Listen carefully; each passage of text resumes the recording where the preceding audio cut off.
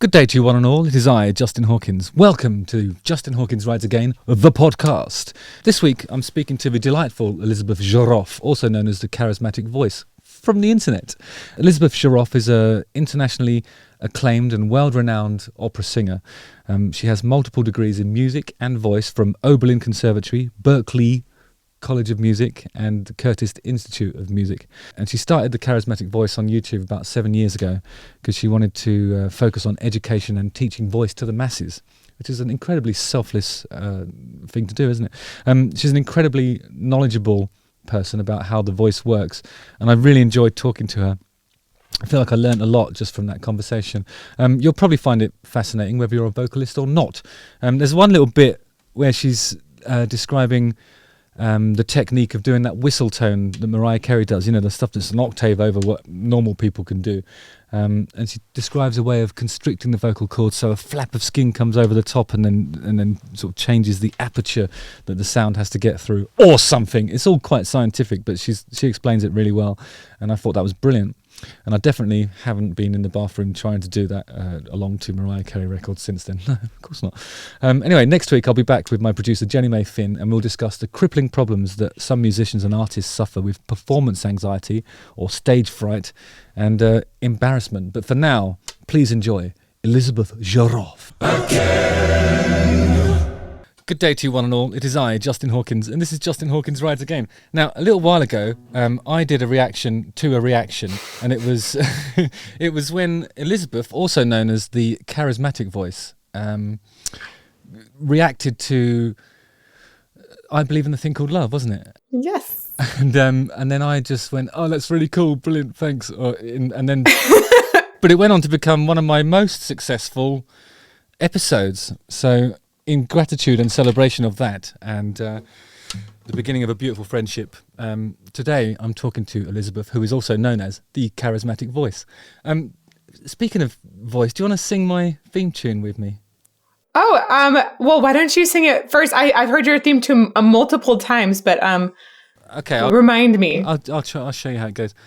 Justin Hawkins rides again. Justin Hawkins rides again. Something like that. Yeah, exactly like that. Again. Wow. Even in the same pitches and all the shebang. Exactly. Awesome. Well, thanks a lot. I think one of your traditions is to have a cup of tea, isn't it? Is that what you normally do? Yes.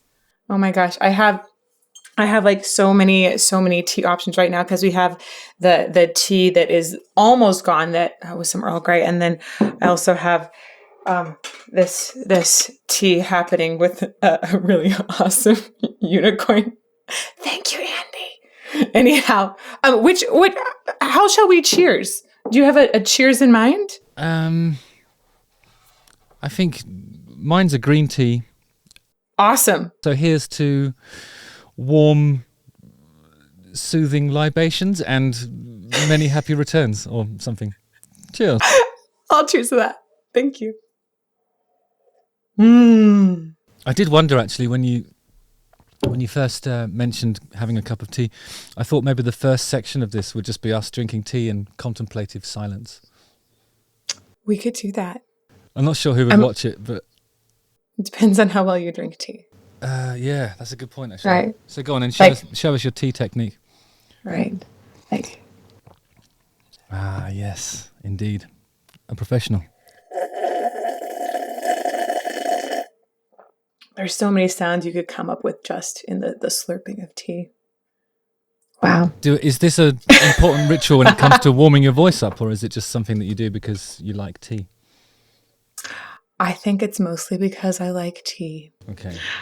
But it has become a part of my practice, which I'll often make a cup of tea but I feel like that's more of a get me into the zone because tea is really comforting and soothing as well. So, I mean, you could do that with any sort of drink that you particularly like.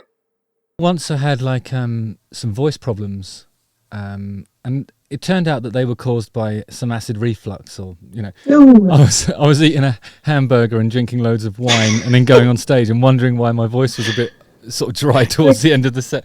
But, before I established a good regime. And then, so they had this guy who was, I think his name was Ron or Rod or something began with R. And the record label said, oh, this is the guy. When Bono's in trouble, we get Ron or Rod or whatever his name is. Let's call him Ron. And he comes in and saves the day. And he had this Chinese, he said it was a special Chinese infusion of some sort. Mm-hmm. And when I drank it, it was like warm cough medicine. And I did have a slight suspicion that it was just some warm cough medicine. But he had me like drinking having a little sip of it in between songs and stuff like that. And I was obliged to buy a good amount of this stuff off him, and it was so expensive. It was unbelievable. I live in Switzerland, and I thought it was expensive. So do you think there's any truth in that Chinese herb stuff when you're having trouble with your voice, or is it just... I have like 2 primary thoughts on that. You look skeptical, I can already tell. Yeah. I read a lot of vocal research. It's just something that I do for fun, but honestly, it's because I'm fascinated. I'm fascinated by how voices work.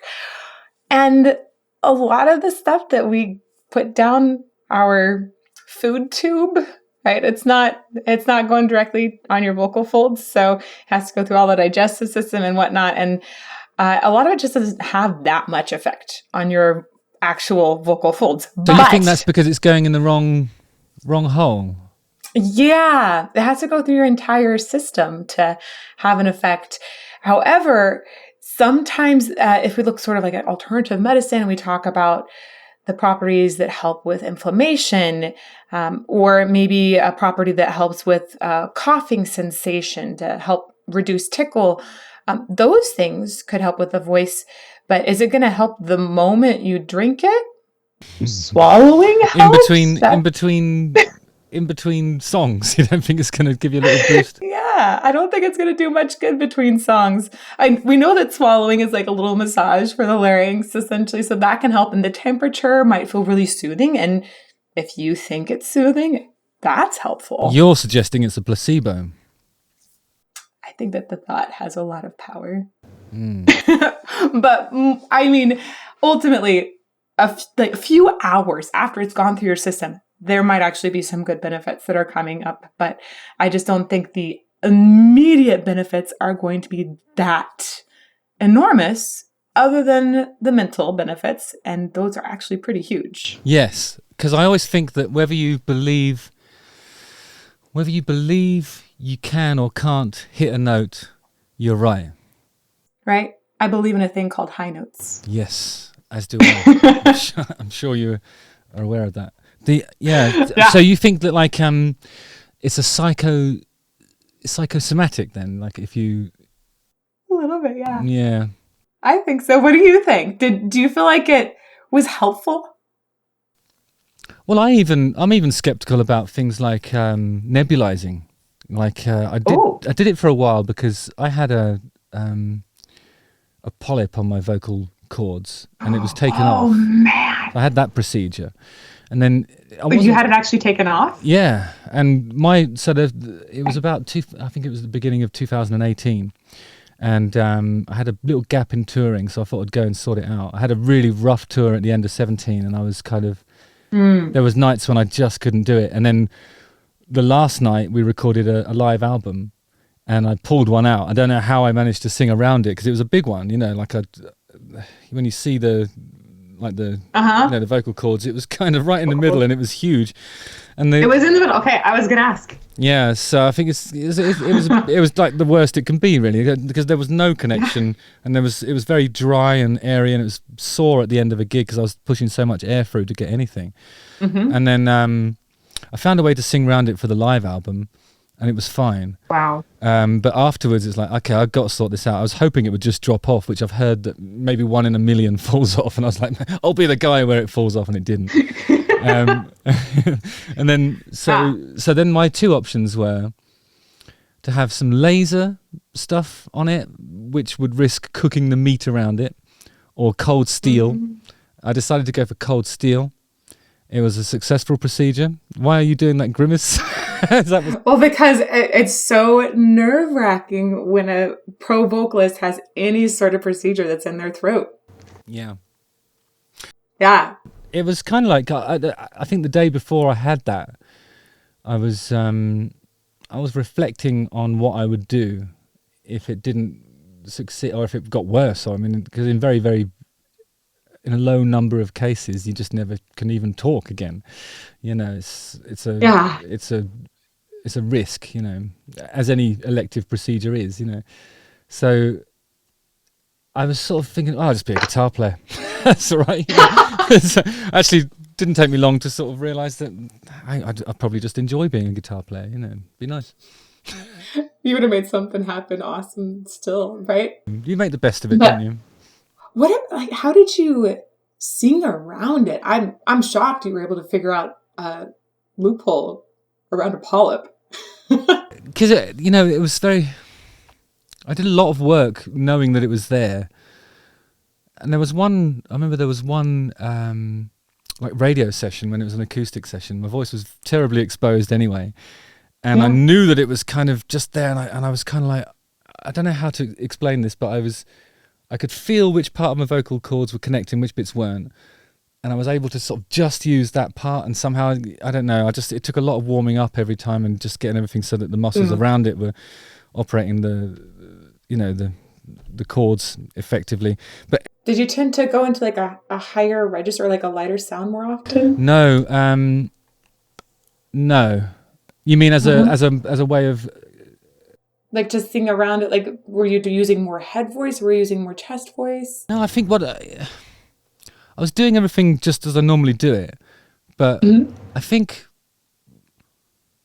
as opposed to like sending it up and out, I would send it back and around. That's what I mean by around it. I was visualizing because I felt like I could probably get away with just hitting the note and not having my usual sort of expression on there if I used some rasp from the soundboard at the back and got a different kind of, I don't know, I just had to find a way of getting the notes and make it something that was acceptable to listen to without sounding like someone who's very carefully looking for the notes. I wanted to find a way of, I had to just change the way I sang basically and use a different So you added more rasp I did, yeah. And the challenge was actually taking that back again afterwards, because I did a tour and a half with it like that. Did you, when you think of adding a rasp, does it feel like it's a little higher in the vocal tract when you're adding it? That is a good question. Because sometimes I don't need to consciously do anything to achieve it. Mm-hmm. But for the purposes of this touring when I was struggling, I think I was using something back here. I don't know how to describe it. You know? I'm like obsessed with supraglottal structures right now, or like basically things that are actually above your true vocal folds. And that's like, it's what you hear screamers using especially, but it's where a lot of the growls, when we think about like Louis Armstrong kind of sound, like that's those kinds of structures. And so if you talk about it like more like back here, that's really exciting to me, because I've never heard somebody say that they lean into that to help with you essentially had this little vocal handicap that you were singing around for a while. And if you were doing that, it makes me think, oh, was he using that to help redirect the air pressure to help that, close more smoothly? I'm just fascinated by that entire idea. Because the whole thing with a polyp is like you can't get any connection there, isn't it? So like you've either got to find a way to use the polyp as the vocal cords, or you've got to try and close half of it and use that bit. Mm-hmm. Maybe that's what I was. I don't really know. I mean, I feel like I've always had pretty good control and pitching and stuff like that. But I just needed to find a way to get the gigs done. I hate cancelling gigs. I just hate it. Yeah, and like the more you sing with a lot of things that have that, when it comes from some sort of force or abrasion, that kind of thing, usually the more you sing, the worse it can get as well, right? Like, oh, great. Have you ever had anything like that? Did you ever have a polyp or any sort of nodules? I struggled with nodules off and on a few different times, often related to allergies, because my vocal folds would be so irritated from a cat or from seasonal allergies, and then I'd be singing these really, really heavy, like very dynamic kind of roles in opera, and oh my gosh, it just, there's so much force that's happening in the vocal folds at that point when they're already inflamed. Like, you're gonna get nodules. There's a recipe for it. So the nodules is the bigger fear, actually, isn't it? Because they can become cancerous, can't they? Or am I wrong about that? Oh, I don't know about cancerous, but they can go away and come back and go away and come back.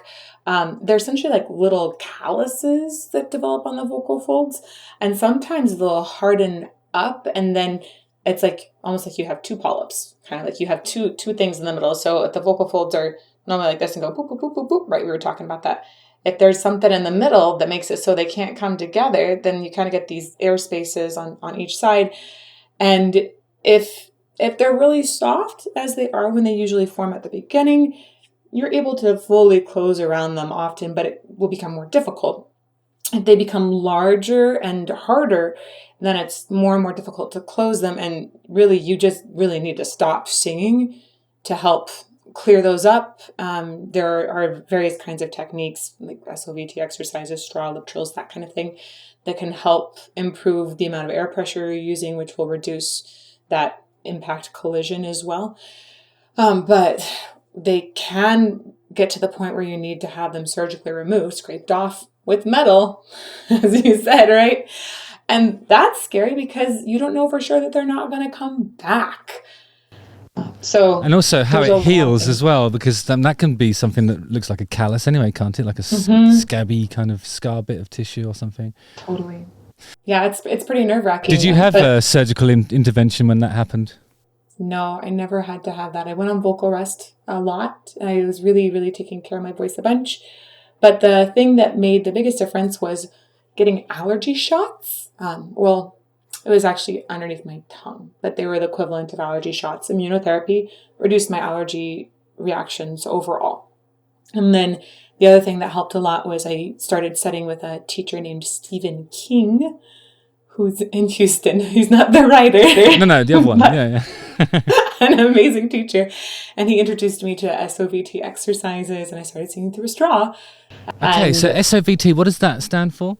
Oh, semi-occluded vocal tract.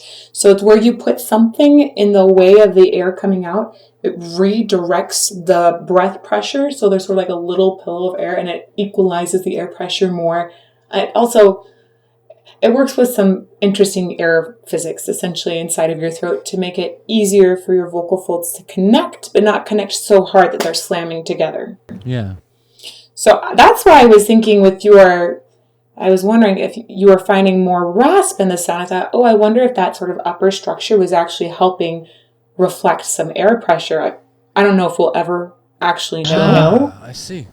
But I was developing a little theory. when I had the aftercare, having done the procedure, I went to see this brilliant woman called Barbara Bohe, and she operated out of the Zurich Opera House.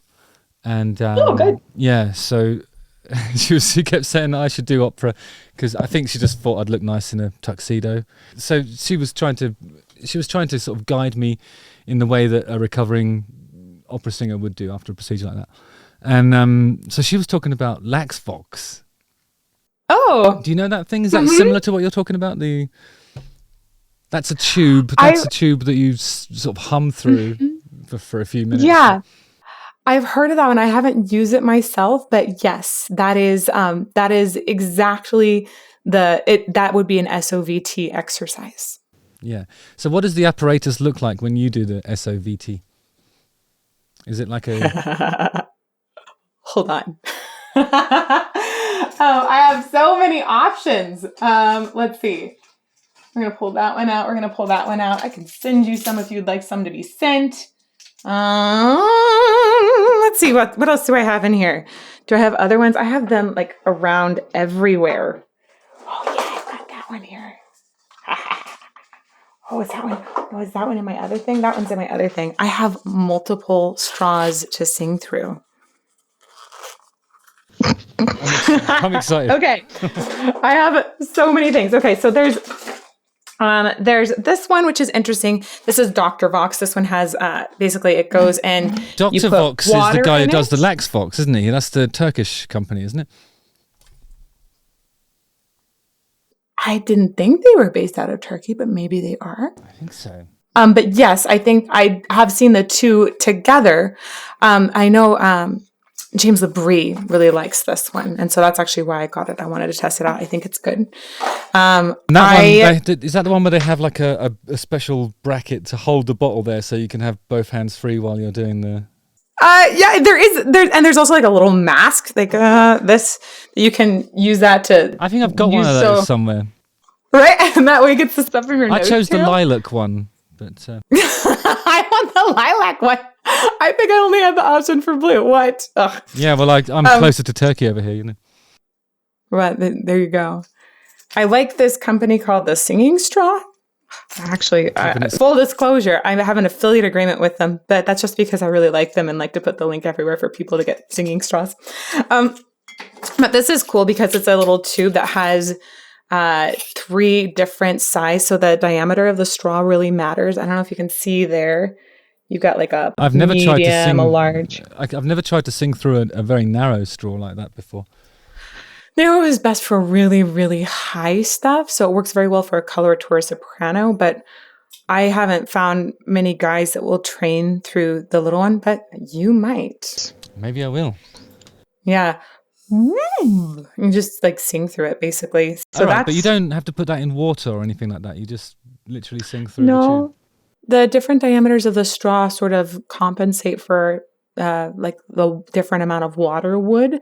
You could put it in water too, if you wanted to. I always thought that the essential, or the most similar thing to Lax Vox for me with the water was like a lip trill. Yeah, because it's just totally. It's preventing. I don't know. It stops the muscles around your vocal cords from going like that, doesn't it? Or yeah, it stabilizes essentially, which is really cool. Also, I just have to show you, like, there's this whole company called Uvo that does these. This one's like a ring, and it has little holes that you can do. But I have one that isn't here because I was wearing it the other day. That's a necklace. I thought that was always kind of cool because I felt it was like bougie straw jewelry. But I always worry about like if you do anything, if you've fallen one day, you might end up with a straw stuck in your eye. Though, don't you worry about that? That's why I never wear any jewelry. I always worry about falling and getting things stuck in my eye. I don't know why. I've never worried about that before, but now I might. You should. Yeah, you should. Amazing. No, but lip trills, actually, there's a study that talks about the breath pressure reflection on all of these different SOVT exercises. Straws had the most, and I think after that was raspberries, right? But lip trills, I think, were right after that. So there's different options. I like lip trills because you can make vowels with your tongue behind the lip trill, which is really interesting. I don't know. Is that what you like the most, is lip trills? No, I stopped doing those. I used to do it all the time, but then after the procedure, I just do the Lax Vox and a few other bits and pieces. Do you still do that a bunch? Yeah, I think because the thing about it is like before, to prepare myself for a show, it would take me an hour. Now it takes me half an hour. Yep, exactly. You're like, oh, this is so much better. Yeah, and more nap time for Justy. That's the nap time for the win. Exactly. That's amazing. Naps is one of the most important things for my vocal preparation. I'm not sure how that resonates with you. Do you like a nap on a singing day? Oh my gosh, honest, it depends on what I'm singing. So if I'm singing late at night, yeah. That's great. If I can take one. I also am not the best at napping. I regret that. You have to practice the nap, the art of the nap. Yeah. How do you practice your nap? I think it's just Because it's another thing of being in the moment. You know what I mean? Like it's singing is a great pastime because you're definitely focused on what's happening in the present. You're not thinking about you know, stuff that's going on at home. You have to be in the moment, don't you? And sort of connecting with the material and the audience and all that. So that's a thrill, but you have to apply the same dedication to the nap. You know, you can't allow anything to interfere with it. You just have to prioritize it. I think that's how you achieve optimal nappage. You know, when you put it that way, I feel like my nap practice has not been as sacred as it should be. No, you're laying there looking at your phone, aren't you? You're doing stuff. Are you reading?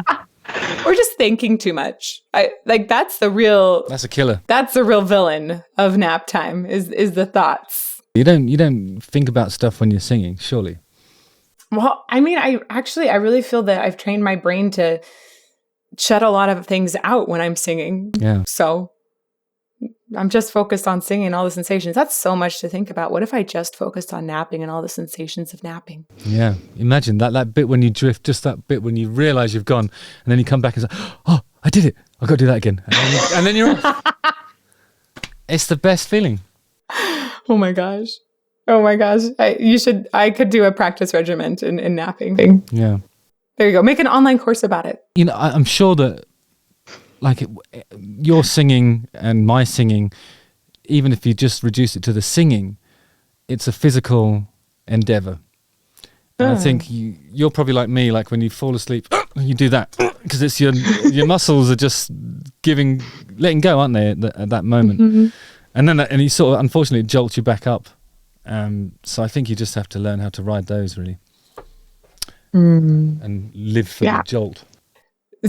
Singing really is such a physical endeavor, though. It's crazy. I think it's so funny, going back to that video of you singing I Believe in a Thing Called Love.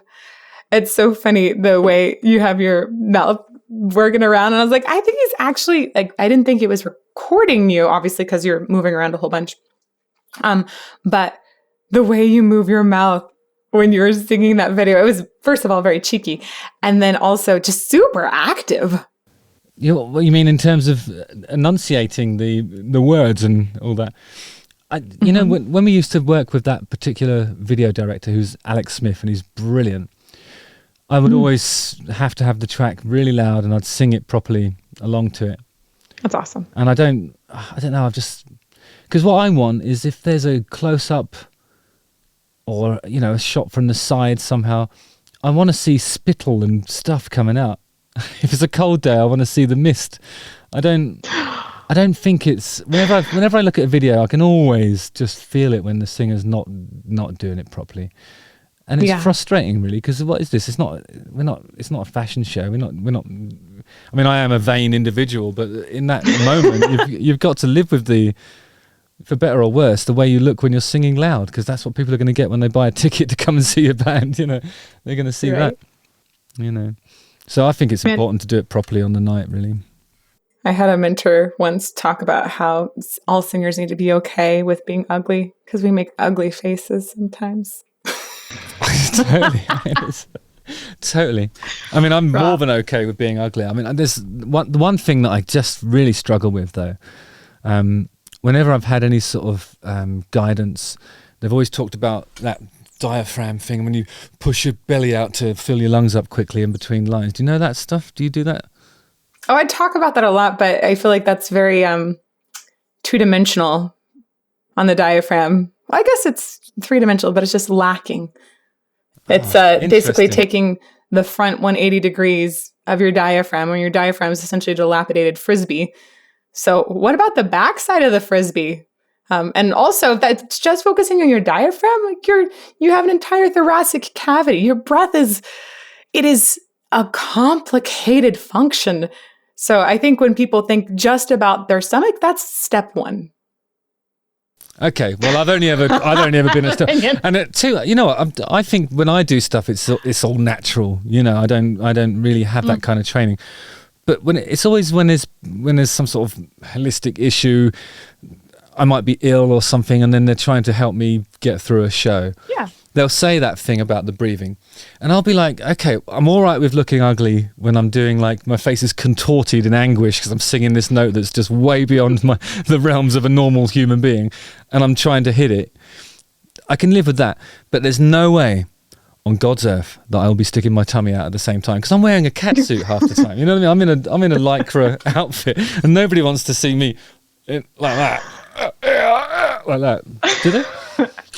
I relate to this so hard because I had to do this role called Layla in the Pearl Fishers at Seattle Opera. Like, this is the leading role, and like it's almost like a harem kind of outfit, right? Full stomach exposed, like the pants are riding on your hips, like a belly dancer type thing, is it? Yes, exactly. Belly's out, and we're like, oh, okay. Belly breathing on stage. So is that when you developed your back breathing technique?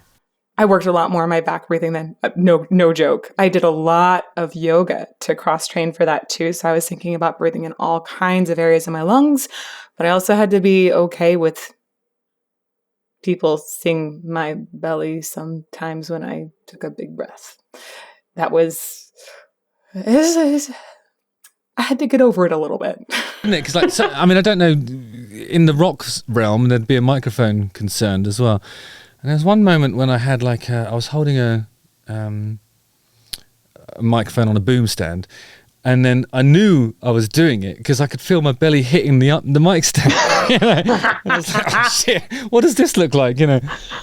Oh my gosh, I never thought about that. There's just so much to consider. Oh, I wonder if you could use that, because sometimes people will use it against a guitar, right? You can breathe into the back of a guitar. Yeah, I do that often as well.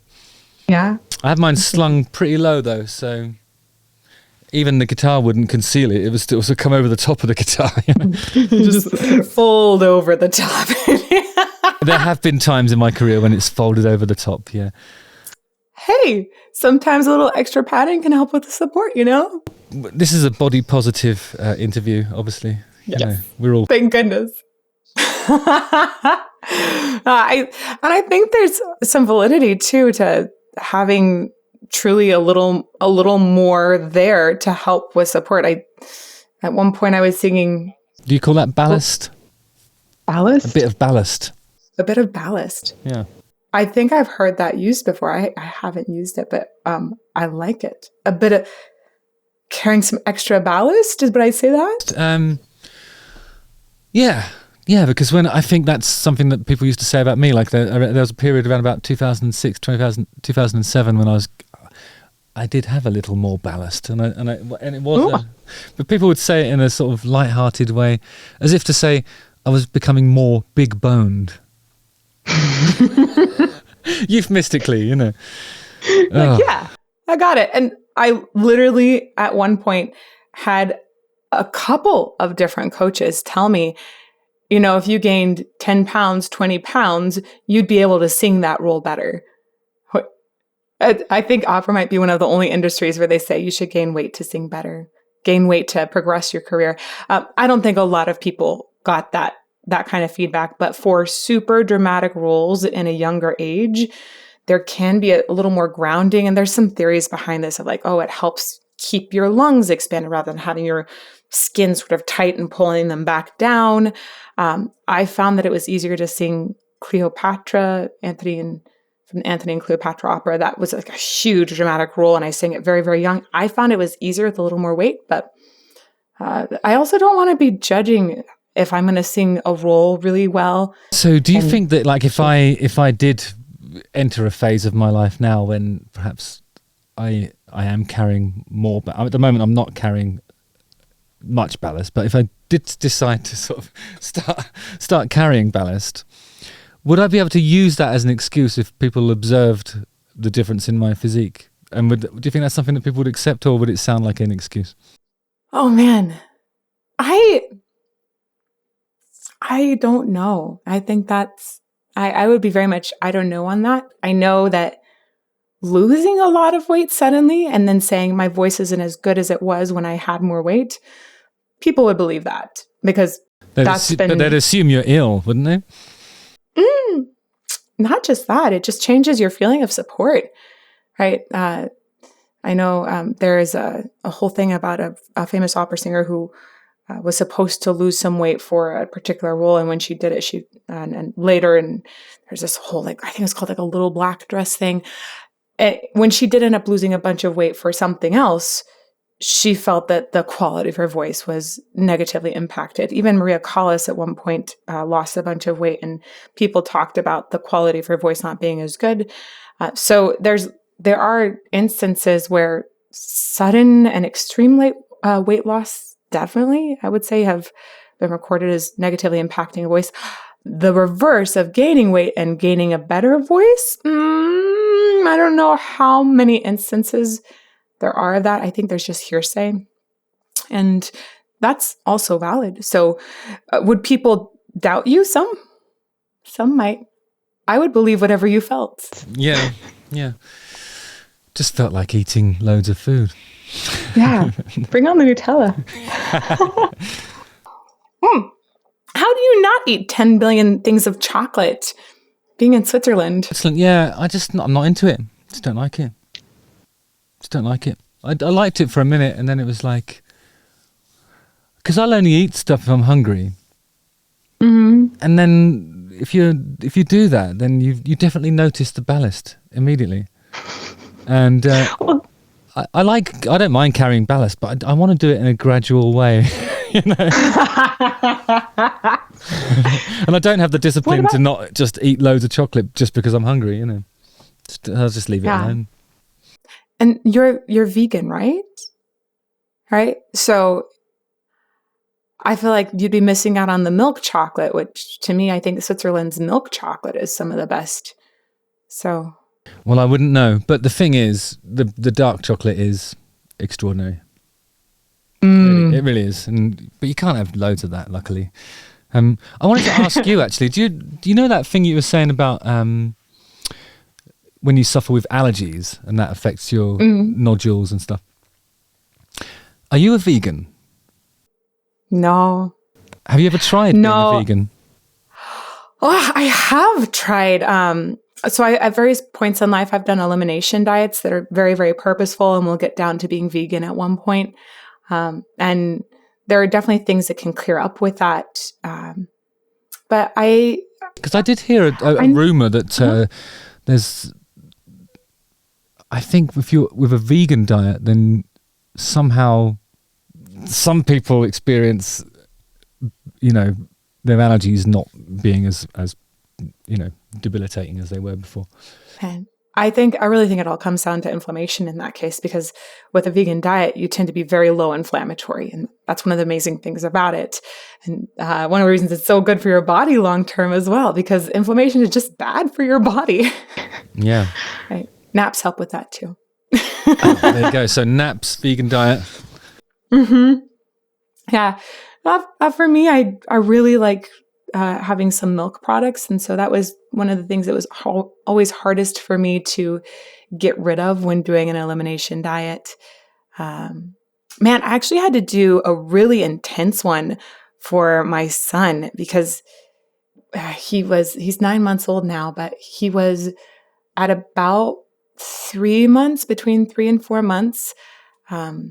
He'd developed this awful like eczema outbreaks, just skin was just like boiling all over. And it seemed related to something I was eating. And so I ended up taking away all of this stuff and replacing a lot of it with cashew substitutes, like cashew milk, cashew yogurt. That was to me the best alternative that I found. And then long and behold, after I ended up taking all nuts out, there's tons of meats that were out, there were nuts, the dairy products, all of these things were just gone from my diet. I was eating very, very boring food. It was so rice oriented. At that point, his eczema cleared up, and then we got him tested 2 or 3 weeks later and found out that he'd actually been allergic to cashews and pistachios. Right? So, wow, that's a serious nut allergy. Yeah, a very serious allergy. We're hoping he grows out of it, but we carry around a little, essentially the equivalent of a baby EpiPen, because could be very deadly if he had some. Yeah. Okay. Wow. Yeah, that's a challenge. Yeah.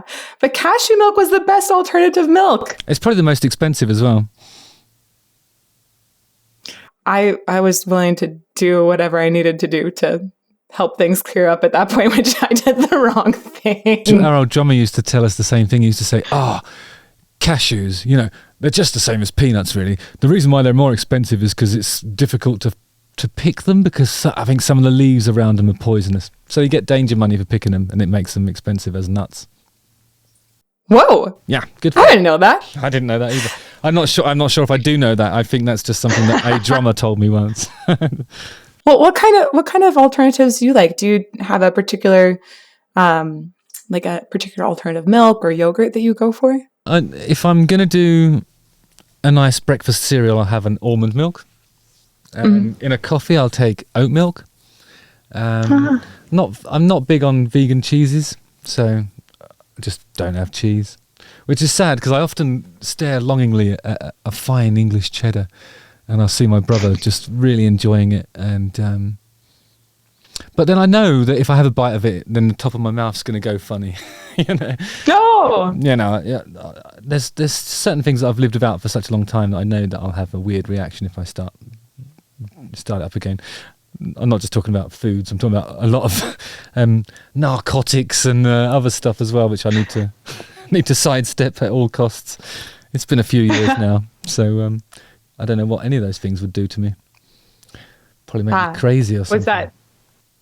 Did you feel like that became necessary for your creative process at one point? No, it's just fun. And sorry, I'm going to put that in inverted commas. It was just fun while it was fun, and then very distinctly stopped being fun at the exact moment when it wasn't fun anymore. That's it. There. Yeah. Oh man. I read a bunch about you and listened to a lot more of your music.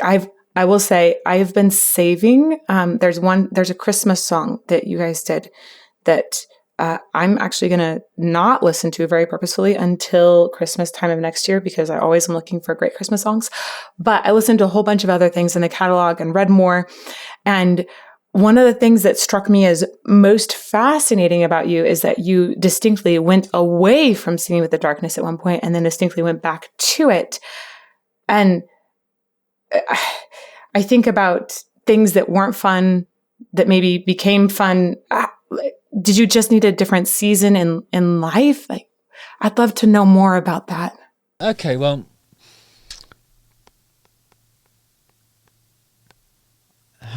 so some of my behaviors were not, how can I put this, beneficial to my health.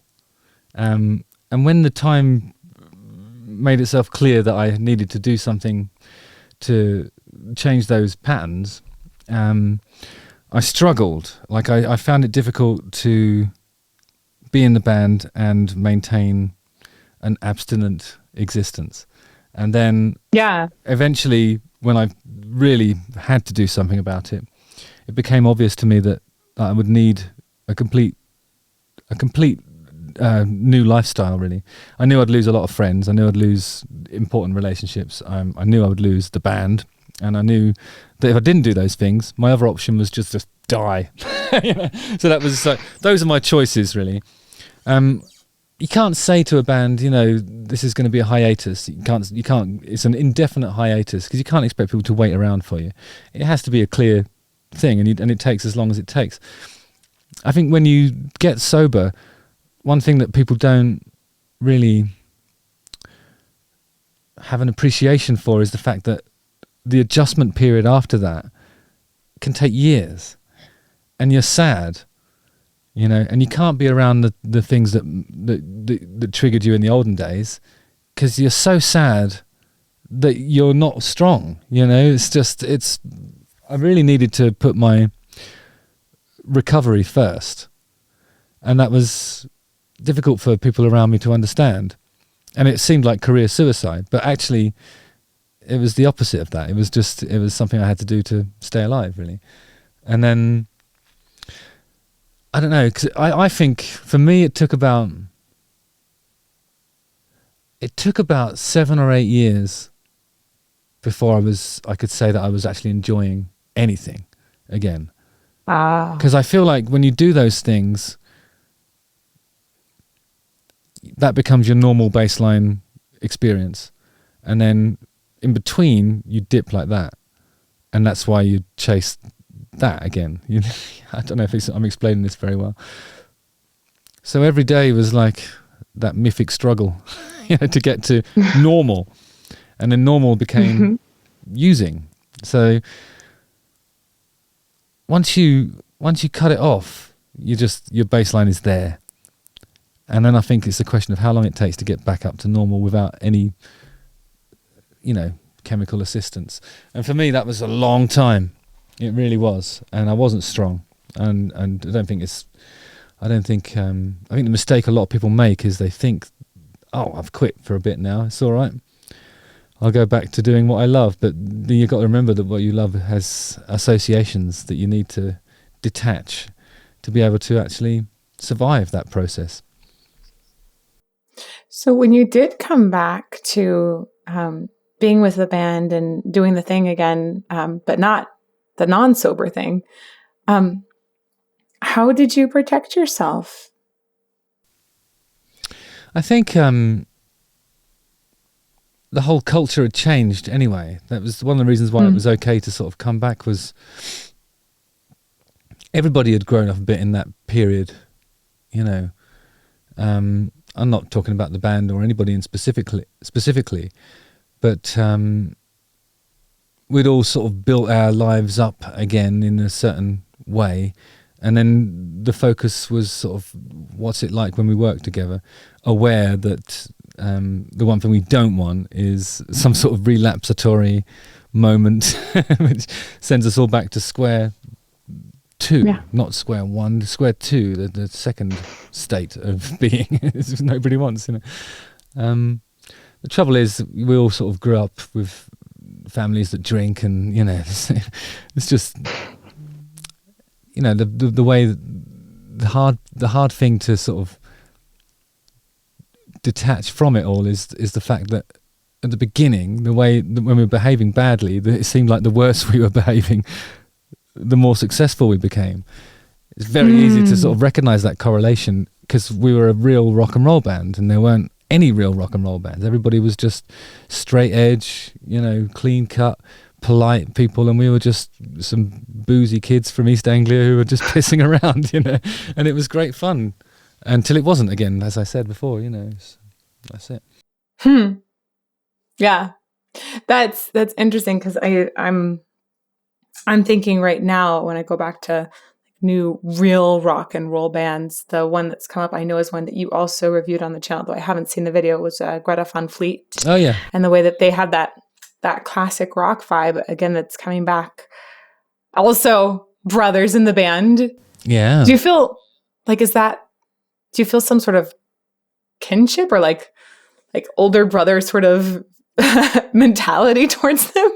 Towards what? Towards Greta Van Fleet? Well, yeah, because you've obviously, I would say they're doing something, and they're kind of in a place where their darkness was early on as well. So I feel like there must be some sort of like, I've paved a path that's similar to what you youngins are about to go down. I don't know really, because I don't know if we were, I think what we did was such a long time ago now. I mean, it's 20 years since the first record. So I think it's more, any trailblazing that's happened has been stamped out by everything, everything that happened since then.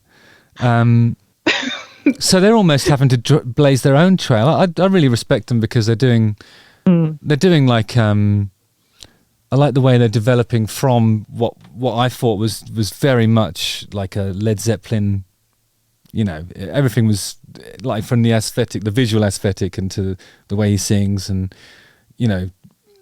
and even some of the choreography at the end of the day, it was very much like, oh, we like Led Zeppelin, and that's the only influence you're going to detect in this music. Whereas now I'm hearing things like Rush and some more progressive stuff, and I like the way their songwriting has evolved, and I think they're going to be their own thing. And I think I said it when I covered them, actually, that when that kid sings, it's really difficult to not be excited about that band. It just sounds awesome, doesn't it? Right. I mean, that's a hell of a voice. Super impressive voice. Yeah. So have you ever forayed into the rock realm with your singing, or do you I mean, I know you're primarily an opera singer, aren't you? Mm-hmm. Well, I've never really gone full rock. I've had actually quite a few metal bands approach me and say, "Will you come and sing with us?" And maybe someday that will happen. I've just learned how to add more distortion and extended techniques into my sound that would be applicable to that genre. But ultimately, I trained and performed for so long in just opera. There is a certain stamp that's in muscle memory, it goes into muscle fibers that makes my voice very operatic. I do cross-train a lot, and when I'm just practicing on my own, and I'll go towards musical theater, sometimes a little towards pop, because that's really what we're talking about, is taking my sound and making it more contemporary. But there's something that doesn't feel me when I do that a lot. So how would you transition from, because the immediate thing that I would assume is that when you're singing, you're in that position, right? So is that right? So you've got, is it your soundboard is super wide, and then when you're singing operas, it's like that, isn't it? It's kind of super, I don't know, it's a full tone, isn't it? And then pop is always very close. So I wonder is it just a case of closing this up a little bit? Some, but there's a few like major differences. One would be that, yes, closing that area up. I think opera tends to really value a lot of space in there. And even in the formation of my vowels, if I'm going to form an E vowel, for example, my lips will often have more pucker to it, so that the entire vocal tract has a little more length, has a bit of a deeper sound. But another aspect of it is vibrato, right? And when I relax into my singing, I'm going to have vibrato in it. And not having vibrato in my sound, when I do that, it just feels tense to me and it doesn't have as much of a natural abundance in my sound. Like sometimes there'll be less or more, but do you ever rely on vibrato to sort of, like if you're singing because I use it sometimes and I overuse it, and I'm aware that I do that when I'm not confident about a note. So I know that if I'm doing this, and as long as it's sort of the overall impression of the note is that it's there, then that's okay.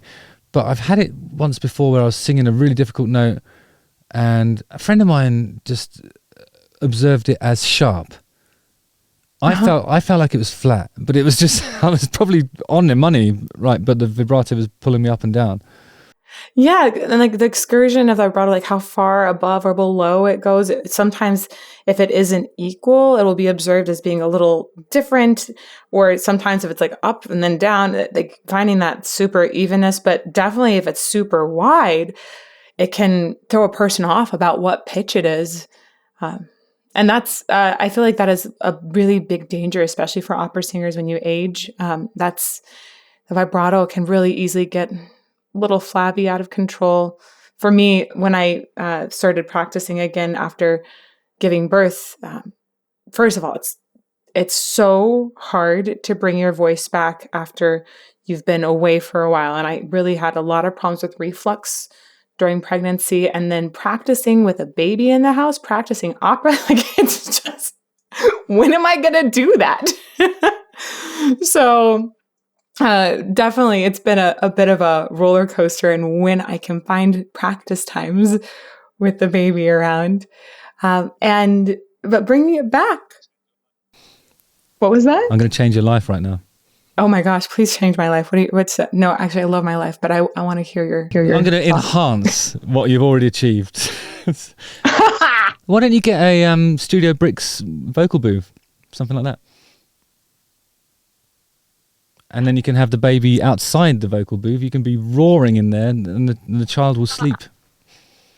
I will actually tell you, we are moving really soon, and still going to be in Arizona, but we are moving. And one of the great things about it is I will have a space where I can wail.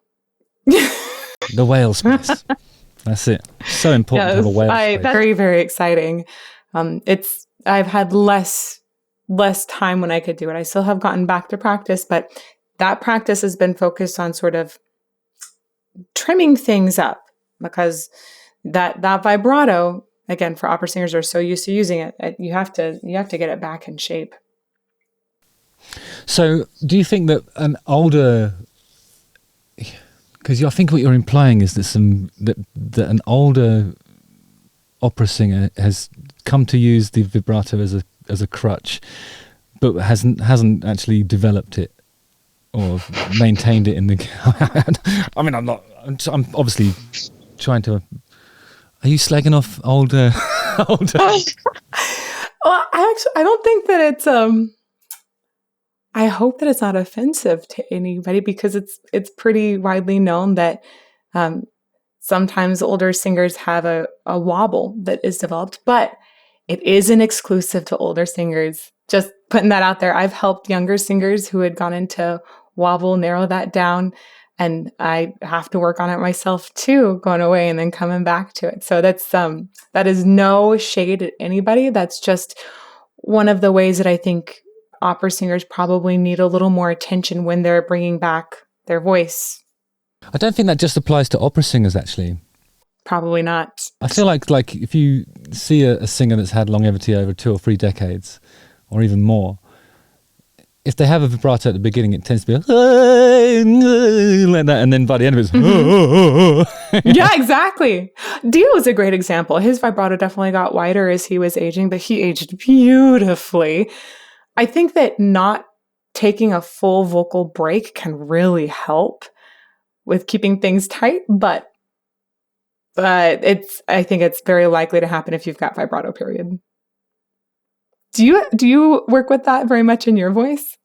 I don't do any work on my voice at all. I never do. I was going to ask you if you wanted to give me a little vocal lesson, if you'd be prepared to do that.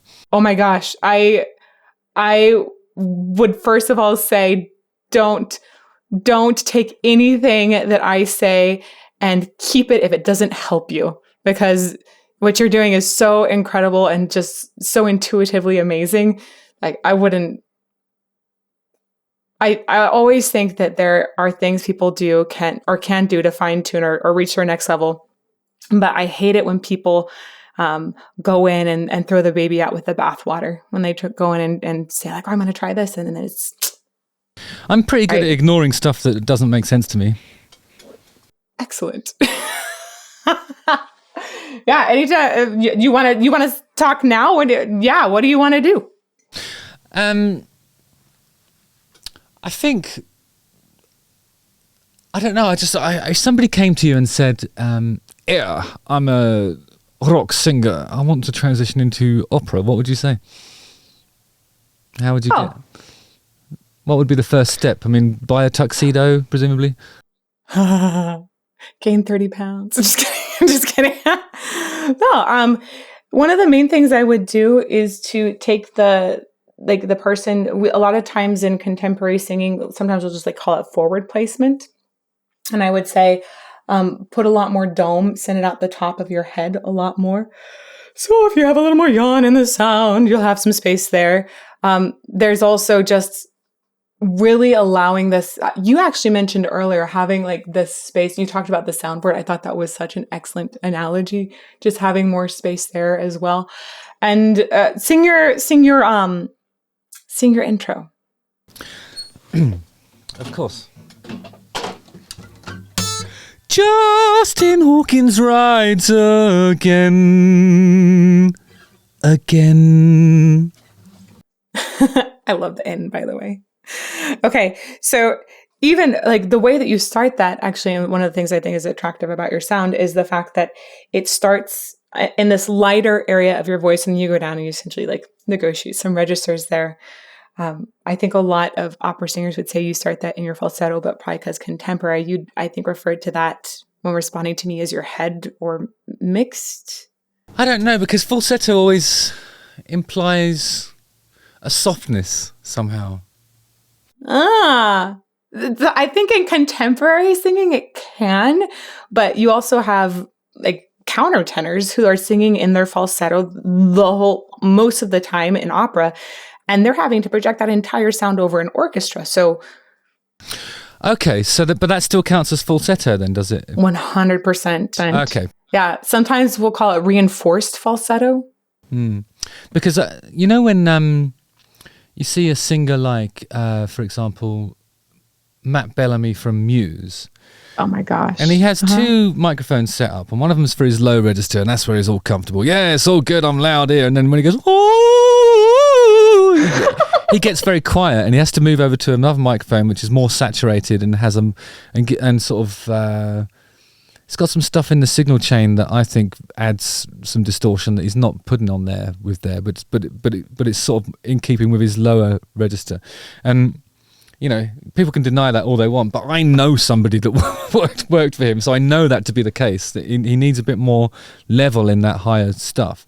And there's no shame in that, you know, but I was just going to say that mine is the opposite. So when I sing, you know, from my chest, as it were, it's all right. But then when I start screaming, it's really, really loud. It's really loud, you know.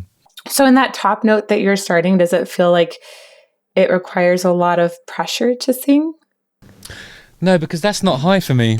That's only here. Like high for me would be up here, like an F sharp, or I can probably hit an A on a good day. But you know,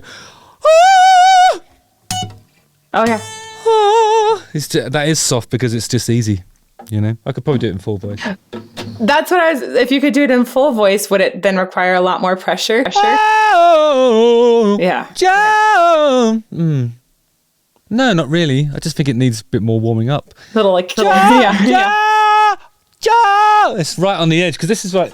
I think my thing breaks around here, probably here or here. Justin Hawkins. It's just easier. I think I do it because it's easy and I'm lazy.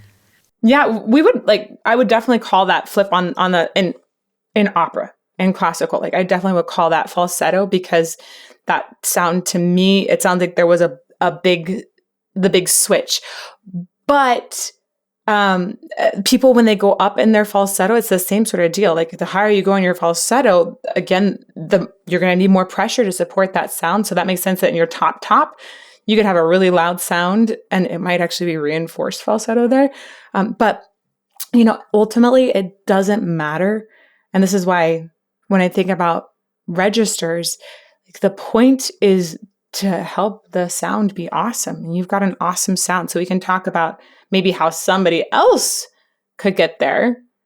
But for you, does it matter? We know that there's a big flip in there. That's the thing that you know and you already negotiate all the time. Yeah. The flip, I think it's like, I don't mind catapulting from it. I don't mind. I often do octave leaps in songs, you know. The trouble is, it's when I'm writing a song and it has something like that in there, it makes it more difficult to find somebody else that would be comfortable singing it. That's a good point. Yeah, when you write for an extraordinary voice, I mean, bringing it down for the masses must be difficult. Well, the thing is, I did a song, and it wasn't intended to be an Adam Lambert song, but it was the first song on Adam Lambert's record, and there's a bit that goes, look into my eyes, and I think he can eat that stuff up, but the other people that were sort of toying with the idea of, you know, using that song, they just struggled with that part. And we're trying to find ways for me to, you know, I mean, Adam ramped up to it, but when he got there, it was great. You know, he's a great singer. But yeah, totally. And that's a great example, actually, of somebody else who can do that flip and really have a ton of sound there as well. That's interesting.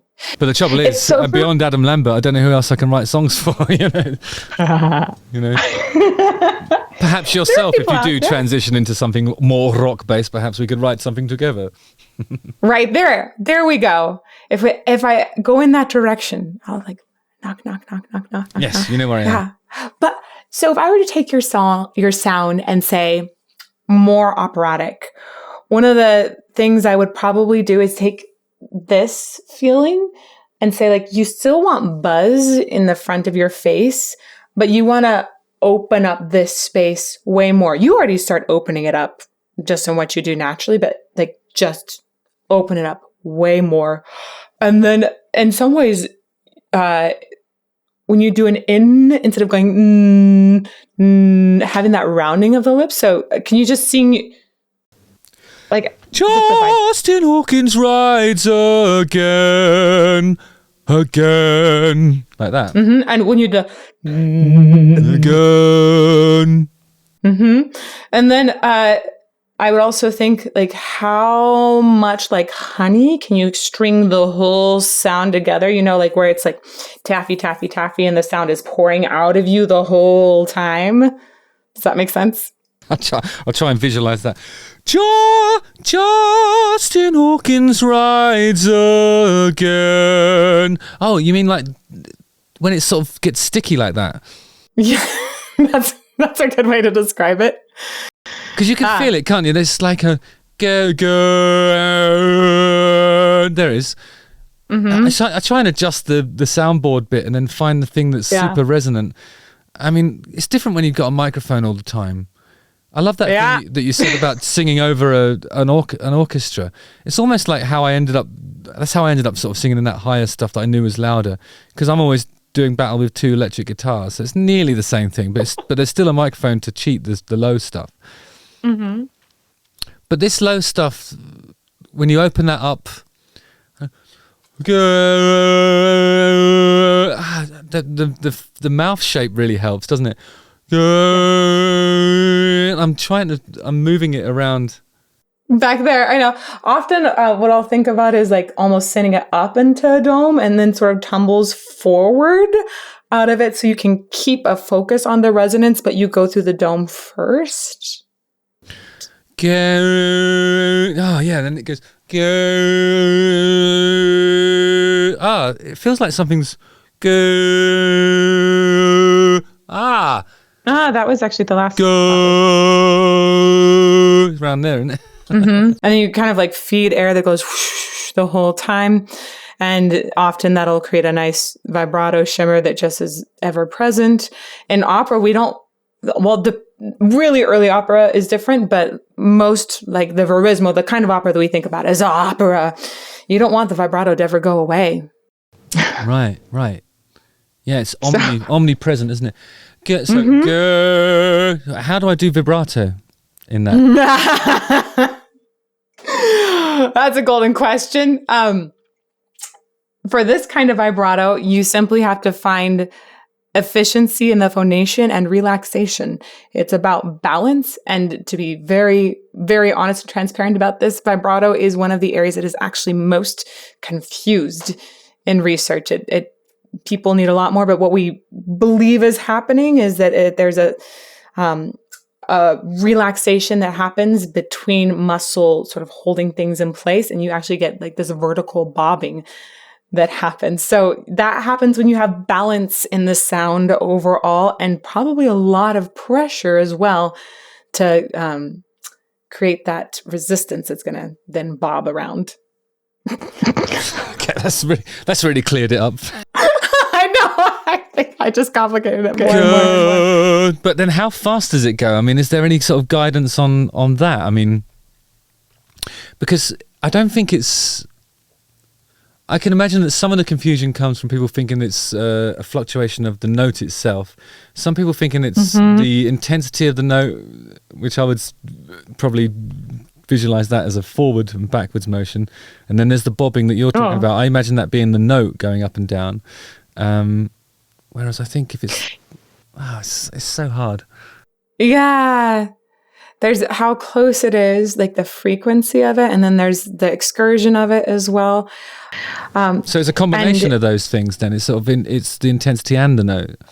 And vibrato is one of the hardest things to train. I swear to you, it's really, really tough. Often when people have never found their vibrato, you can do things like lots of runs or lots of trills where you're trying to go back and forth between two notes until essentially your larynx learns to take a step back and relax and let the vibrato naturally come. There are the other kinds of vibratos where you're re-hitting things as well. That's not the kind of vibrato we're talking about right now. But when we're talking about training a wider vibrato and making it narrower, that can be an imbalance that's been introduced into the system. Like maybe one of the ways I helped someone with that was to actually cross-train into belting, which can train different muscles in the throat, and that helped narrow things, tighten things up a little bit. So often I think that helping a person's vibrato is about identifying where an imbalance in the system is and then working on that. Wow. But I mean, if like, say for example, somebody turned up and they had literally no vibrato. They just came in and went, again. How's that? And you'd say, well, you could do the bit of vibrato. Do you know what I mean? It's sort of it's a bit linear. Would you then, is there a golden frequency that you would say, try and hit this?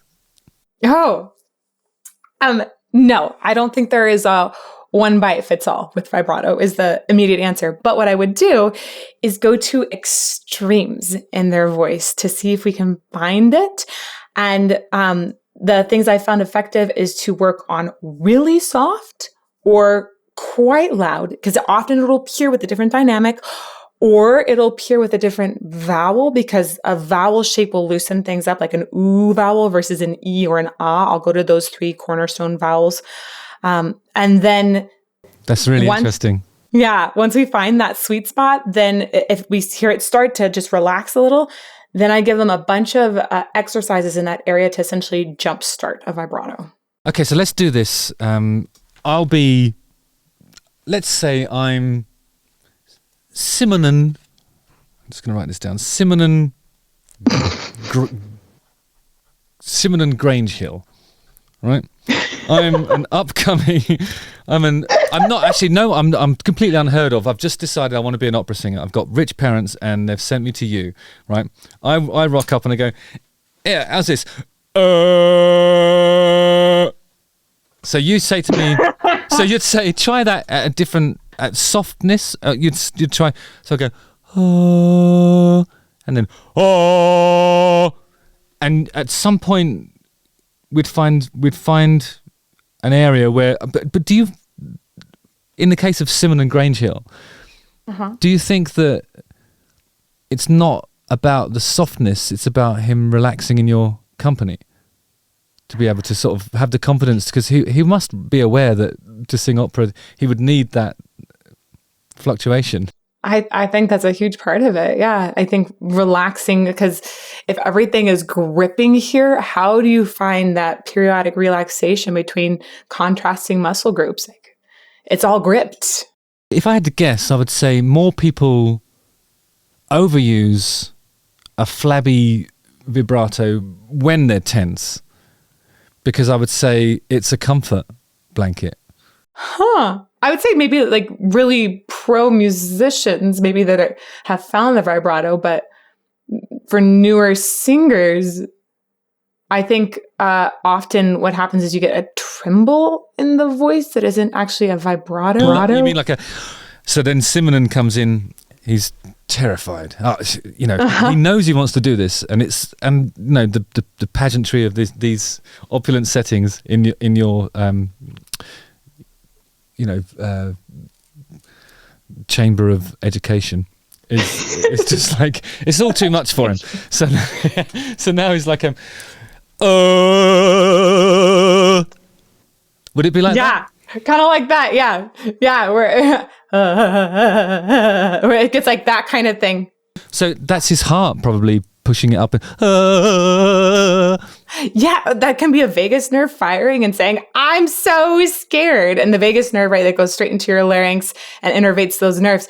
So it like if you ever have had your voice crack when you're giving a presentation to a big audience, like that's the same thing. It's making it go, oh. Or the airflow also is more difficult to keep steady when you're nervous. So that affects the vibrato too and makes it very inconsistent. But if somebody came to me with that kind of nervous vibrato, what I would do is I'd make them make a bunch of weird noises so they didn't feel so nervous. So we probably go, woo! Woo! Okay, that works. Okay. Until they were like, oh, cool. I'm just going to make weird noises for a bit. And once you feel okay exploring your voice and maybe don't have this expectation that you're going to sound so gorgeous, then that pressure is relieved and I feel like you can actually get down to the meat. Yeah. And that's where we want to be, isn't it? Yeah. So Simon and Grange Hill conquers his nerves and ends up somewhere like this. Oh, and it's inconsistent. It starts off. Oh, is it important in opera to sort of maintain the same frequency of vibrato, or can it fluctuate like that? I've always wondered if it'd be cool, like when you have like I don't know how au fait. I'd see you've got a keyboard there, but do you know much about synthesizers? Yeah, some. Okay, so like sometimes you have like an oscillator that oscillator, yeah, that increases in frequency that higher up the keyboard you go. So like in that instance, if Simon and Grange Hill was like he had like a voice that worked like that, so he'd go oh. So it would go. The oscillation increases as you go up the. So it gets faster as it gets higher. Oh man! So what I would do is actually immediately switch the vowel, because it's kind of it's very much between a lot of different things, and I think we might be getting conflicting messages about the vocal tract shape there, and there could be like little tensions there. And I'd say like, let's do this all in an E vowel. E. Right. So then Simon and Grange Hill goes E. Oh, sorry. And then he apologizes at the end. I would say, okay, let's do some onsets and go like E E E E E E E E E E E E. I noticed that your vibrato kicks in after not even a half second, probably like a quarter of a second. It kicks in, I reckon. Pretty quick. I actually I feel that when I go into the note, often if I'm doing a really good job, I've created a good onset. And that means I feel like I catch the wave of breath that's coming up. I'm looking for the same rate of consistency with the air. I'm just going to hop on a ride on it. And that way it's already taking me through this really relaxed position. I've told my vocal folds to come together at that beautiful instance. It's got efficiency in the sound, but relaxation in it. So that's why I would work on those onsets a bunch of times in a row, is to see, can we catch this wave of air at the right instance and then just ride the air? Yeah. That's cool. So in Simonen's case, I would guess that as Simonen is going higher, more air pressure is getting built up, and that's possibly causing a little more tremble to enter the sound, making it faster. And so I'd say like, oh, how can we even this out on one pitch, then make the next pitch, and then see like, can we do some slides and feel like the breath pressure doesn't suddenly jerk up? Oh, did he go into head voice then? Simon and Grange Hill's got a hell of a range, but there's a wow. Bit of, that's why his parents don't like throwing their money around. That's how they've become, with some shrewd investments early in their career and a lot of property dealing. They've ended up being unbelievably rich, but they wouldn't send him to you if he didn't have some natural ability. Yeah. I mean, obviously natural, wide range in that head voice. Woo! Yeah. So if Simon started singing like that, would you urge him to operate in a higher register generally? Or is it important to sort of get all of the voice range up to a similar level? Or do you just focus on the bit that you're really good at and then try and become great at that? Depends on what the goal is, right? I think Simonen just wants his father to like him. Well, does his father like high sounds? Like, does his father like low sound? I think his father isn't fussed at all. His father is disinterested. All he wants to see is Simonon excel at something.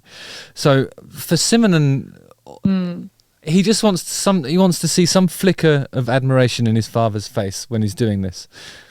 Beyond that, I don't even know if it would be his first choice vocation. It's just something that Simonon recognises gives him an opportunity to connect with his father on a deeper level. Okay, well then. By the way, his father's name is Solomon Grangehill. The Solomon. Okay, we're gonna impress Solomon. We're gonna impress Solomon. Most people are impressed by high notes. A lot of extremely impressed by wide ranges. So I would encourage use of it all. I do think that training low can help a person learn to sing higher as well. I think cross training is extremely useful. So I would say train the whole range, but you've got an extraordinary access to head voice here. So we are going to show this off. Okay, great. So what does that mean? What? Because I don't know anything about opera singing. Obviously, what range would that be? What would we calling that? Do you think? Not sopranos, presumably.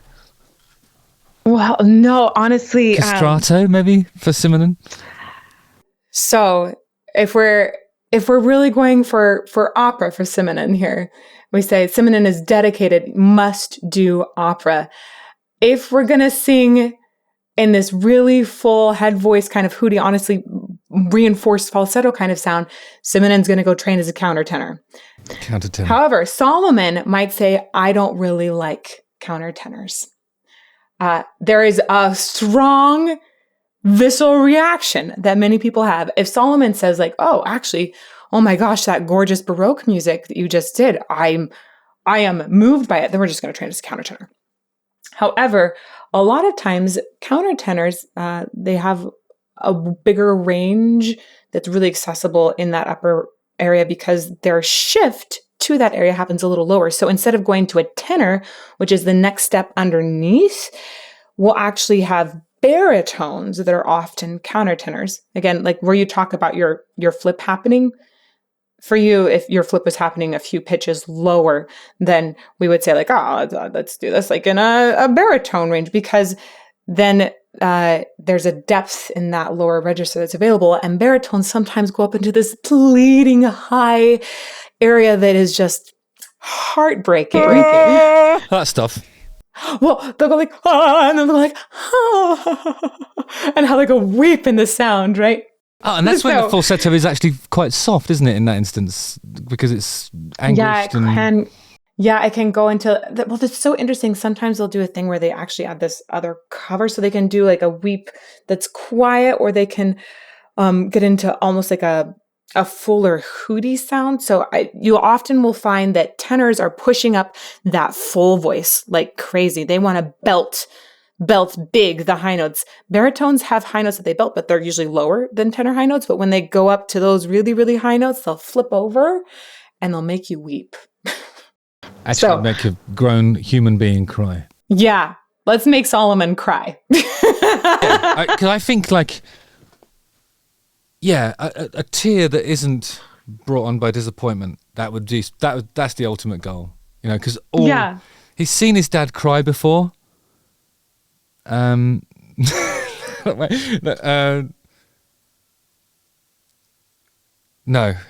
he's never seen his dad cry. Sorry. Simonon's never seen his dad cry. And I think he would never openly admit this, but what he wants to see is a tear. He wants to move his father to a single solitary tear just rolling down his face. Okay. So, Simonon, we're gonna look at some Verismo. Let's go look at some Puccini roles for you, or some Verdi roles for you, and that's the stuff where you have more crying. You know, that's like pleading kind of thing. Somebody died. Maybe Simonon, you should play the role of a father whose child is dying, and then your dad will cry. Beautiful. Yeah, that's lovely. That's a lovely idea. Yeah, there you go. Wow, thanks for that. So I've got a few questions here that fans have asked me to ask you. Awesome. Oh, I think I might have already asked you them. Actually, I didn't look at these before. Good job, fans. Yeah. So the first one that came in was, how does operatic singing differ from regular rock singing, and how your knowledge of operatic singing helps and hinders you whilst listening to non-operatic music? I mean, we've seen you reacting to stuff, but I don't think you use exclusively an opera-informed opinion, do you? I mean, it seems like you listen to it with passion somehow. Yeah, I think that when you think of people who have studied opera, they're usually studying to perform. And while there can be some vocal pedagogy or voice science courses that they would take in college, like maybe one, I went way, way further into voice science. And I'm looking at voice science and how it functions for contemporary singing, especially right now, how it's functioning for harsh vocals, any sort of supraglottic structure. I'm reading that research and digging into that. And that's much beyond the purview of opera singer who's trained for opera. But I still first and foremost am an opera singer. So a lot of times I know that the way that I view things is going to have that bit of coloration, first of all. One of the things I love about it is I feel like when I hear a sound, I've played around with so many sounds, I can say like, oh, that feels like it's here or here. I can feel like the placement, there's like a sympathetic vibration, right? Where you go like, oh, that feels like it's in that area. But one of the ways it hinders is I studied for so long and played with placement for so long that sometimes I will think that somebody's really intentional about something and they're completely just natural at it. Oh, so you assume there's an affectation and it's just ends up being anatomy probably, right? Yeah, anatomy, or I don't know. I was feeling like I wanted to do something cool that day. I'm like, brilliance. That's cool. This is a great question. Check this out. Who would you consider to be the top 5 vocalists of all time? Pavarotti. There you go. Immediate Pavarotti. Yeah. Dio. I'm going to tell you a story about Pavarotti quickly. Ooh. So it's not my story to tell, actually. I'm not sure if I should tell it. Okay, this story comes courtesy of Spike Edney, who's the musical director from Queen. He told me that they did a Pavarotti and Friends thing. It was a TV special. Queen were there, some other notable acts du jour who weren't necessarily opera people were there, and Pavarotti was singing with Queen and all that. Apparently Brian May struck a chord and Pavarotti's hair flew forward, and then one of Pavarotti's people went over to Brian May and said, "The maestro asks if the guitar might be a little softer." And then so he had to turn down the guitar, and then cut to the actual performance later in the evening, and then Brian May's just turned it back up again. Lovely stuff. And then his hair's flying forward, all that stuff. The maestro asks if the guitar might be a little softer. Maestro.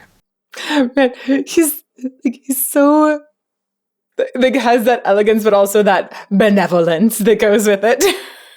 I heard a story that in one of the sort of, I suppose they perform in ruins and in amazing places that aren't custom built kind of venues, and because they were the 3 tenors, weren't they, and they were doing that stuff. Yeah. His toilet had a double-sized seat. I don't know if that's an urban myth or anything, but he had a custom built toy thing that he would take to these events, and it would have like a double-sized seat. Nobody else was allowed to use it.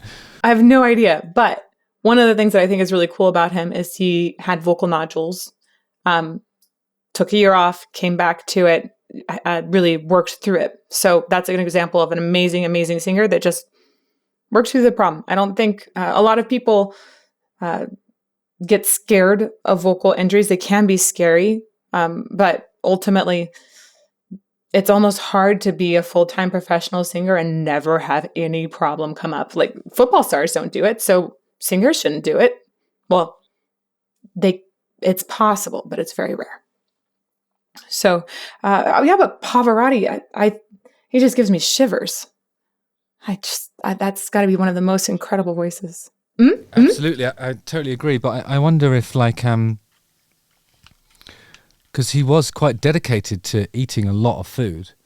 No, I'm not saying that because of his appearance, but that's actually one of these sort of anecdotes that you hear from people that have operated in his sphere. He was always eating.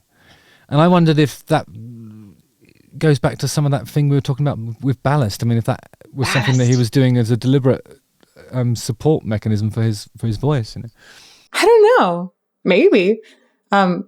He might have also just really enjoyed food. I think it's fair to say that he really enjoyed food. Yeah. Oof. I'm not fat shaming Pavarotti. Definitely not doing that. But but it is the story that you hear. Like, it was all about the meals, and it was all about, he was kind of like eating in a really determined way. Even when he had like guests around him and stuff, he would properly go for it. Sorry. Anyway. No, I like it. And then you said Dio. Do you mean Ronnie James Dio? Yes, I think Ronnie James Dio is incredible. Wow. Yeah. What's your favorite Dio song? My personal favorite, I don't know if it necessarily shows off the range as much as some others do, but Don't Talk to Strangers, I think has this, it's just the messaging with him. His voice can do anything, but the way he's so generous. Again, I think I like generous singers. That's one of my star qualities. He's so generous with his sound, and the way it just reaches a person's heart right away. So special. So the storytelling in that one, I love Dio's voice. I would throw Mariah Carey out there. Yes. I love the way she uses whistle. Oh, the whistle thing. You know, I used to be able to do that when I was a younger man. Yeah. I used to have it, yeah. You could probably still do it. This is something I wanted to ask you for real, actually. I was going to wait till the end and then ask you. But is that something that you can introduce to a voice that hasn't been able to pull it off for a long time? Or yes. You've got to show me that. Yeah, mostly a lot of times you're trying to find a sound. What? I'll pay you monies to show me how to do that. Okay. You don't have to. But like the quick tip is sound like a squeaky door or a puppy, and then go from there.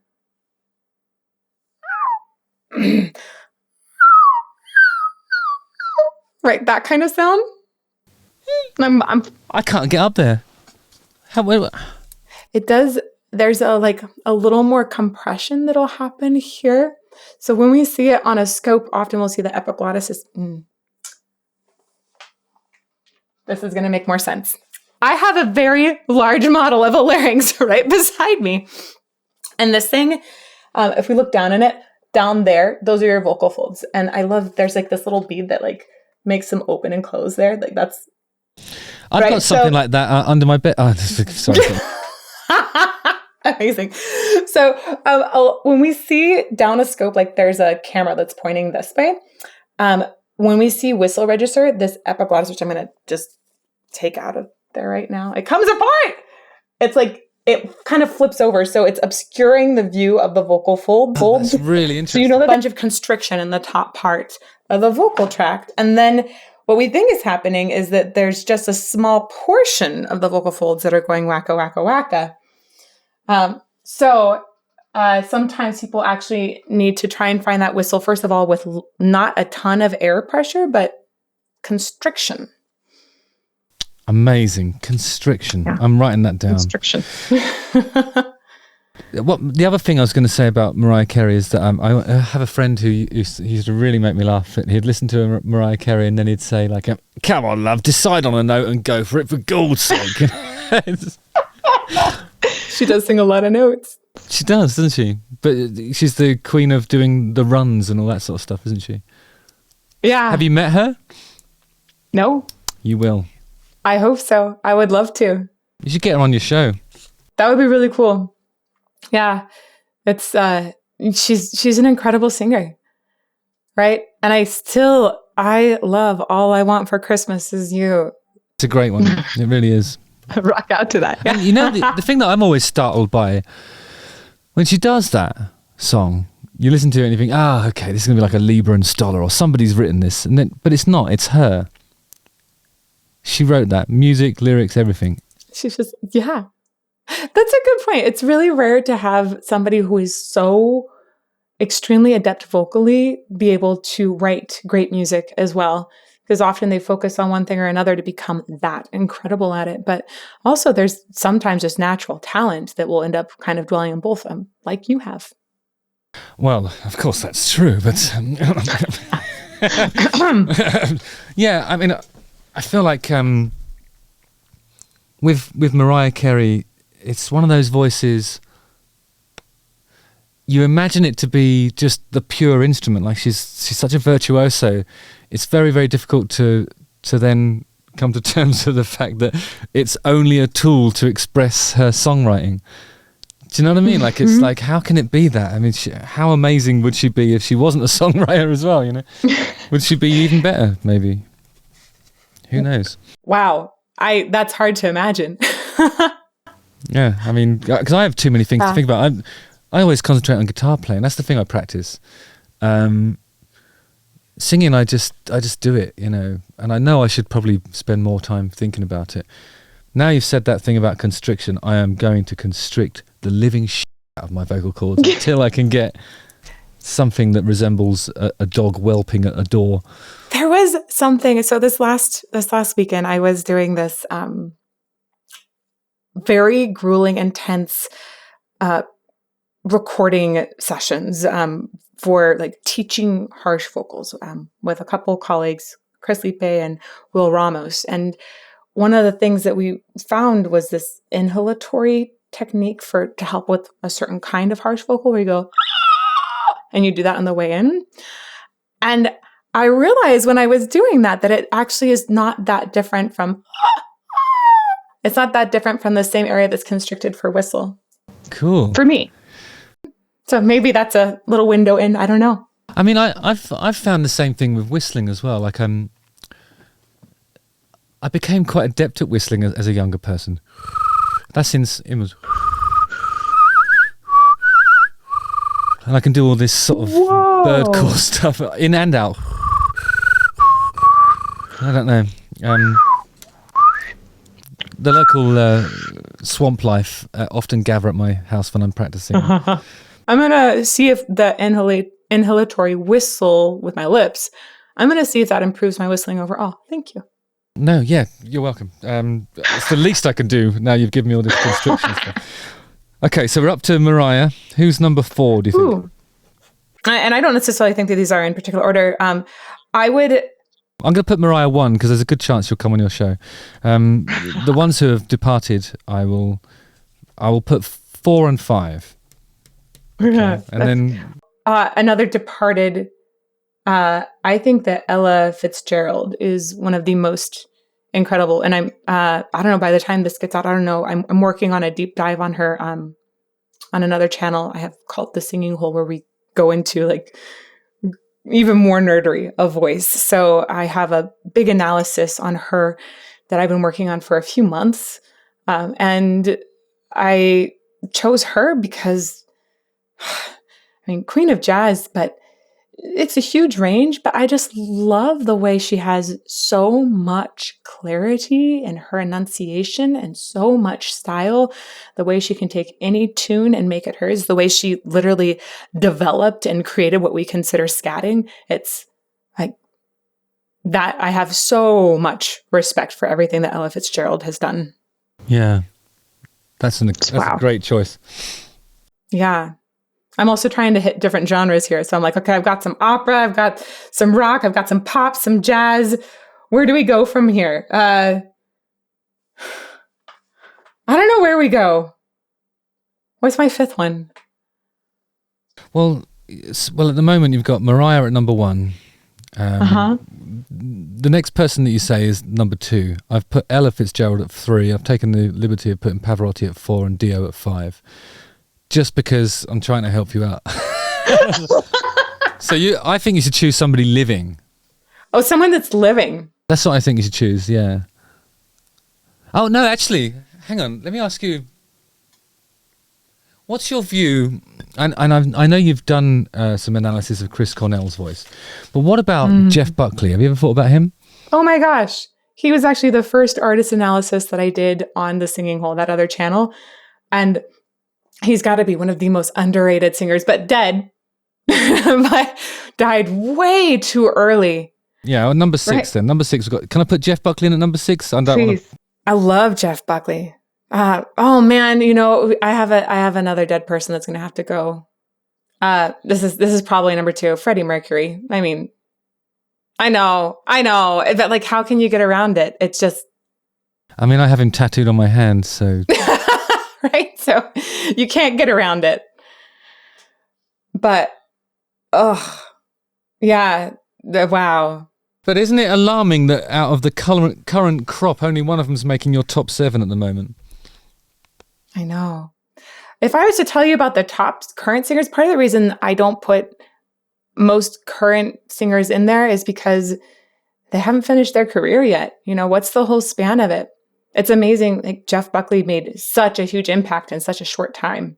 But Freddie Mercury, you'd be able to put him in the top 10. You'd be able to put him in the top 5 based on his work from the 70s alone. So that's true. There's a singer out there called Dimash Kudaibergen that I've I love that guy. I'm totally sick. He's got an unbelievable voice. I love him. The only reason I wasn't putting him in there right away is because I'm really curious about where he's going to go.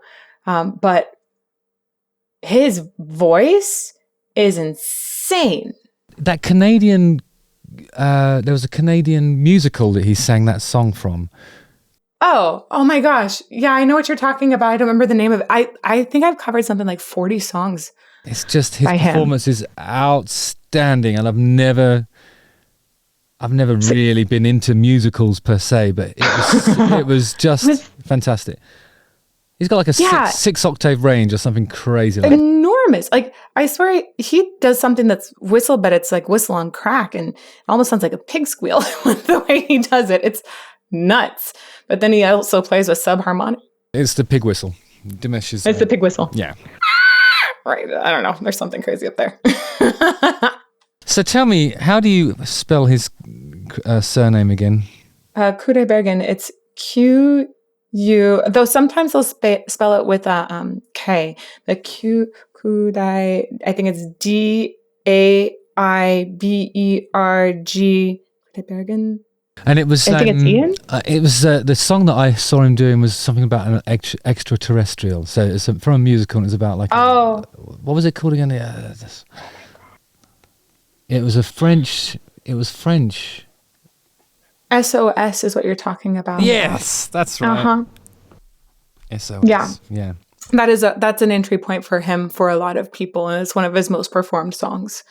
But he's even gone down this creative route where he's making entire music videos with this storyline where it's not just, it's more like a little tiny docu-series in some ways. It's astonishing. His stuff is so full of message and love for humans. It's like, wow. What I'm going to do is put him at number 1. And I'm going to put Mariah at 2 because I mean, oh my gosh, you provided the names and I'm just ordering them for you based on who's alive and at what stage they are in their career. Mm-hmm. I think it's possible that he has the best vocal technique out there. He's so specific and conscious of it, and he could have gone that entire operatic route at one point, but has decided to tilt it back towards contemporary. He's really got a lot of stuff. I even heard him do like adding some distortion, some metal sounds recently. So I don't know where he's going to go, but there's a reason why you have 10 billion reaction videos for him. It's amazing. I feel like he's in a pure vocalist sense, he's like the Jacob Collier of singing, of just singing. I have to get into Jacob Collier more. I've seen a couple things and I haven't figured out which. I've been saving so many of the videos for the channel for our first time. Do you think he's got a charismatic voice per se? Do you think he's actually...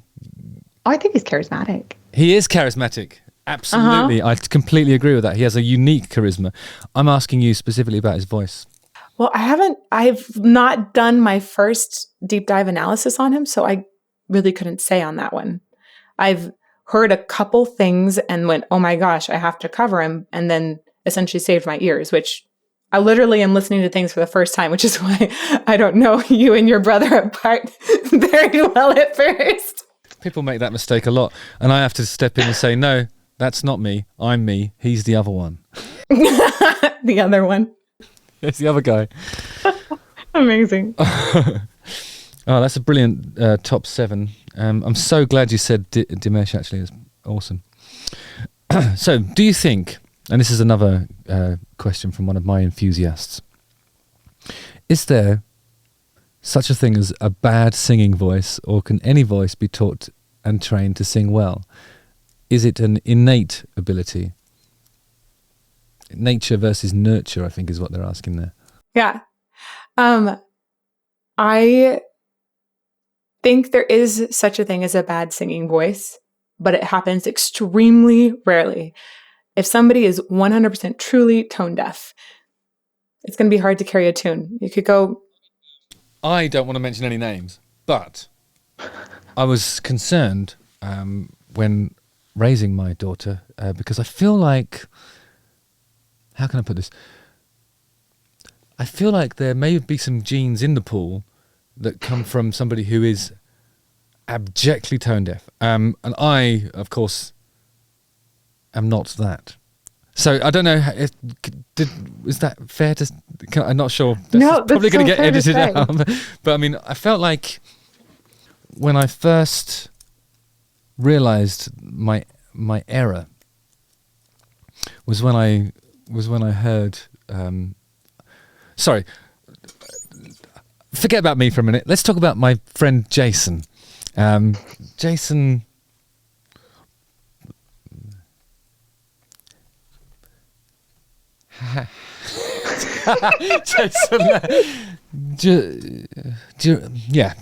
Jason.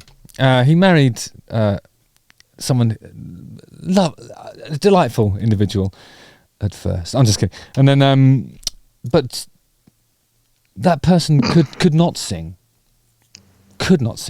and was almost sort of in a state of denial as to that lack of ability. The child emerged, and Jason anxiously waited to hear whether or not the child had become like him, who he's a reasonable singer, or the other side, who cannot sing. Actually sounds like a foghorn. I'm not sure. No.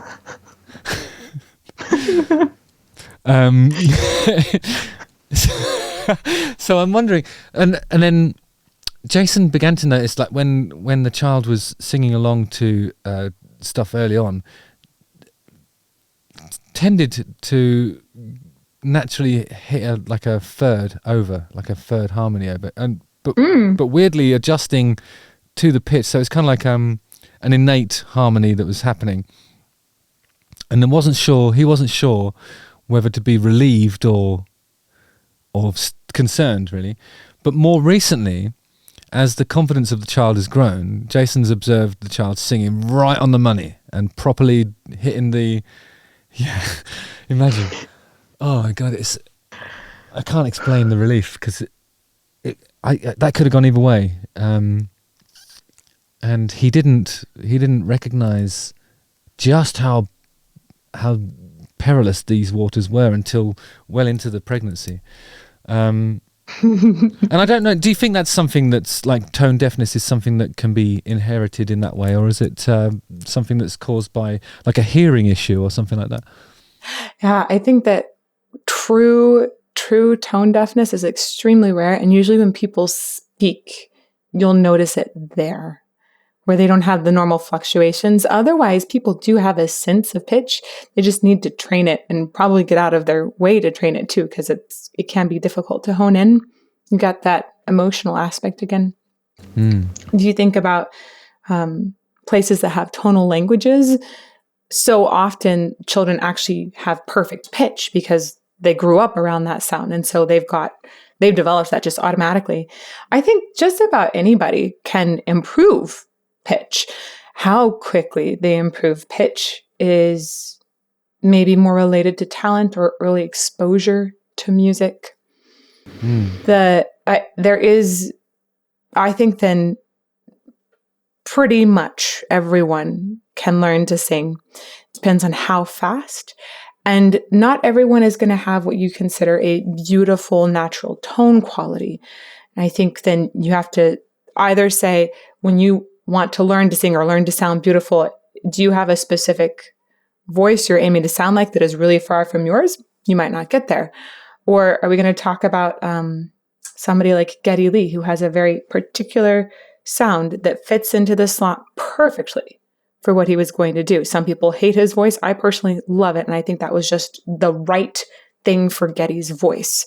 And I think we can apply this to all kinds of people. And you'd mentioned a Chris Cornell at one point. Some people hate that sound, but there's this very deliberate placement of it and something that's going more grungy, that's, pulling in different aspects. Which wasn't always there, actually. When you listen to early Soundgarden, his voice was completely different. I haven't done that. Yeah, you should try it. It's a real eye-opener. That would be fascinating. He operates in a totally different register. And you can tell it's him. Mm-hmm. It's like the sort of, that placement has become more and more deliberate as Soundgarden's and then, Audio Slave and everything else. Yeah. You can hear it sort of becoming the Chris Cornell sound, but in the opening exchanges, I'd recommend you listen to it because there's some great stuff in there. And that'd be cool. It's him singing in a totally different way, I think. That'd be really cool. I would love to investigate that. So yeah, anybody can get better as long as you're not 100% tone deaf. Anybody can get better. How quickly you get better, I think, is a little more dependent upon early training. Okay. Very diplomatic. Well done. Oh, well, thank you. Okay, so I've just got a couple more of these. Hang on. Oh my. Do you think that vocal manipulation, pitch and phrasing, editing today is a cause for concern for the art of music, for example, melodyne and auto-tune? And can you tell when something has been manipulated in a recording? And can you tell when someone is miming live? Most of the time I can tell. If you have auto-tune on, there's an imprint that usually is left. If you have melodyne, I think that the imprint is extremely minimal. So melodyne is often used for a cappella groups, not auto-tune. Oh my gosh. Unless you're going for a particular more digital sound. But melodyne is often used for a cappella groups, and I think it sounds pretty dang natural as long as you're making fairly minimal edits. Does it endanger artistry? Some, I think. Yeah, of course it does. I mean, because I've been in situations like, I remember I was working as a session guitar player on a track, and the singer, the session got way behind. There was some mucking around with a gospel choir for some reason. And then once they'd done their thing, the singer only had like 15 minutes to get a take done, and he really went for it. Gave it everything he had. It was a great take, but it was his only take. They didn't even make him do another one. They sent the singing part that he'd done to somebody to be tuned or manipulated or massaged, and then it came back, and it was like, I was thinking, in that instance, the reliance on a tuning, a tuning man is damaging to the artistry, because I think a lead singer should be given at least five runs at a thing to express himself or oneself, themselves. And he wasn't given that on that day because melodyne exists. I think everybody should have just stayed on a bit later and let him have another run at it, at least 4 times. I so much agree with you that I think you should allow a singer lots of shots until they feel, well, sometimes singers are their worst enemy, and as they go on in the 20th, 50th time, they think like, oh, it's getting better, and actually their first or second take was the best one. So then you need some ears to help you stop. But I think that there's a reasonable amount that a singer should just be allowed to have a go at with. But the first take, imagine sitting there all day where everyone's arsing around and just, and then you just get to run in and do a quick one before everyone goes home. Yeah. I think the big danger is something that Morgan James, who's an incredible singer, one way she put it is that perfectly tuned isn't perfect singing. I think that perfect singing is where you have tons of message. And I think that sometimes when a person is perfectly tuned, especially in post, we lose some of that emotional meaning. I like it when a person is a little bit sharp sometimes, because I feel there's an urgency in the sound. I find it exciting when someone's sharp, always. Yeah. Pavarotti sings sharp sometimes, and I love it. Probably does it on purpose, Very well. So, but on the flip side, there are some artists that they come in and they sing with so much emotion. And if you've captured the emotion, but it's just a little bit off from the key, and if you just nudge it a tiny bit with something like Melodyne, a lot of times an audience, I think, will respond a little bit more favorably to it if we're able to get more emotion in it. I'd rather have a person bring more emotion to a recording session than perfect singing, because we can shift a pitch and keep some of that emotional value if we just shift it a little bit. Don't overshift it though. That's where I think you really lose the humanness of the sound. And this comes from having been producer on albums and realizing like, oh gosh, I need to dial that back. Yeah. Yeah, it's true, isn't it? It's like there's even a place for abject flatness, because it can be comedic as well. It can be anything. It's just like there's so much painful. Yeah, in the right way. Sometimes pain is good, isn't it? As I often tell. I was going to do something terrible. Anyway, sorry.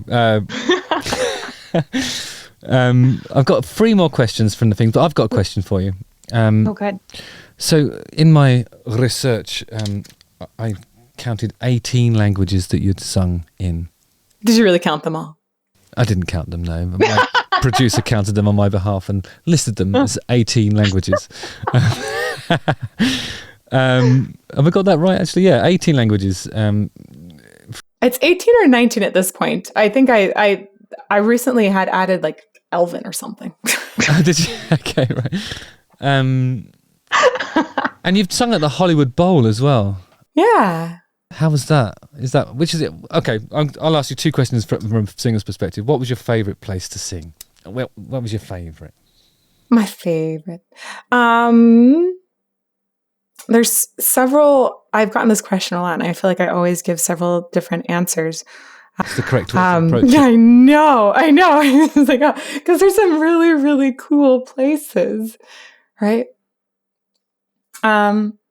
Just as far as performance venue that I really, really love for opera, there's a place called Opera Theater of St. Louis. I love this company. They have an amazing summer festival. And the reason I love this particular opera company so much is because they offer much closer connection to the audience than most opera theaters are able to offer. They have something called a thrust stage.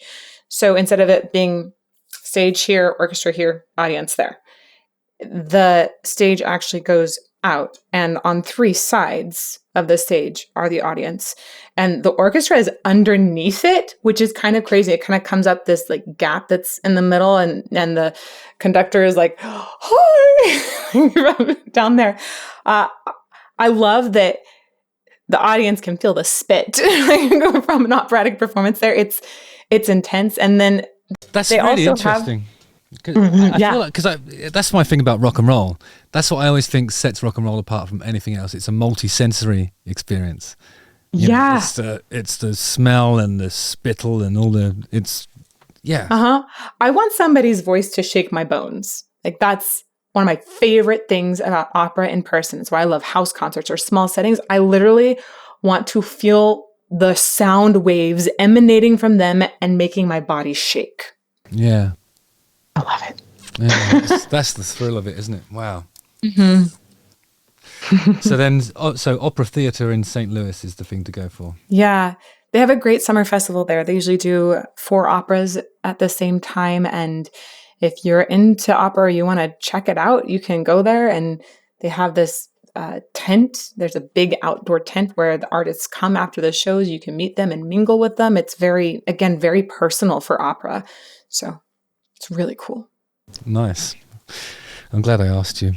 I've been to the Hollywood Bowl. I was just thinking about that's a great place for opera because of the little garden bit where But Hollywood Bowl is really using amplification a ton. So that's cheating, right? Yeah, most opera isn't going to use amplification. Yeah, fair enough. Okay, I'll go back to the questions that the enthusiasts had. Are you as you are progressively expanding your knowledge of metal and loud rock bands with your channel, what specific elements of the genre have you grown to love? And some of the suggestions are, is it the vocals? Do you like the drums, the solos, or the vibe, or, the tight jeans, or what is it? I'm going to say tight jeans. I added that bit in, actually, sorry. I mean, it's the blurred butts. Just kidding. So one of the things that I really, really like, and I can't explain all of the reasons why I like it, but rock is like giving me a huge taste for it, is the guitar solos. You're preaching to the choir. That is the only reason.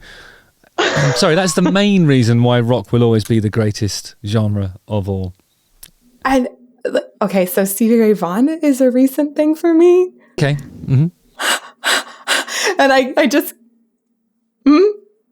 I mean, what is it about his playing that you like? He's a Stratman for a start. It's blues rock, isn't it, when he does it? Yeah, it's definitely got bluesy stuff. I don't know. I think a lot of the pitch bending that happens in guitars really gets me, or these times when it sounds like it's like a hive of bees sometimes. Also, I think there's so much vibrato control, which is really interesting. Or with him, the way he does something and the phrasing of it, the way it crests and crests and crests, and then he takes it to the next level, and you thought it couldn't get any better. Oh. So you're talking about the way he structures the sort of instrumental breaks, and yes. But this is the thing that I always say about the greatest guitar players, is that they have like it's in their vibrato technique as well. Like, that's how you recognize a Brian May guitar solo. You can hear it from 100 miles away. You know it's him, and it's because of the vibrato technique. And you can say the same thing about people like Mark Knopfler.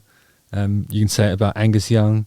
You can definitely say it about people like Nuno Bettencourt, and there's Eddie Van Halen. There's the legends. They always have like a really distinctive vibrato, and it always comes from them sort of being at least partially self-taught, and they've learned to sort of express themselves in a unique way. And there aren't any rules. It's the same as singing, but you don't get an opportunity to have a player be as expressive as that in any other genre. Rock is the one where guitar solos are so prevalent and such an important part of the compositional structure of any song that it's the natural home for people who are good at playing guitar. It's a waste of talent in any other genre, I think. Well, what's your signature vibrato? I will show you if you would like. Yes, please. Mine's actually a little bit. It's probably a bit somewhere between.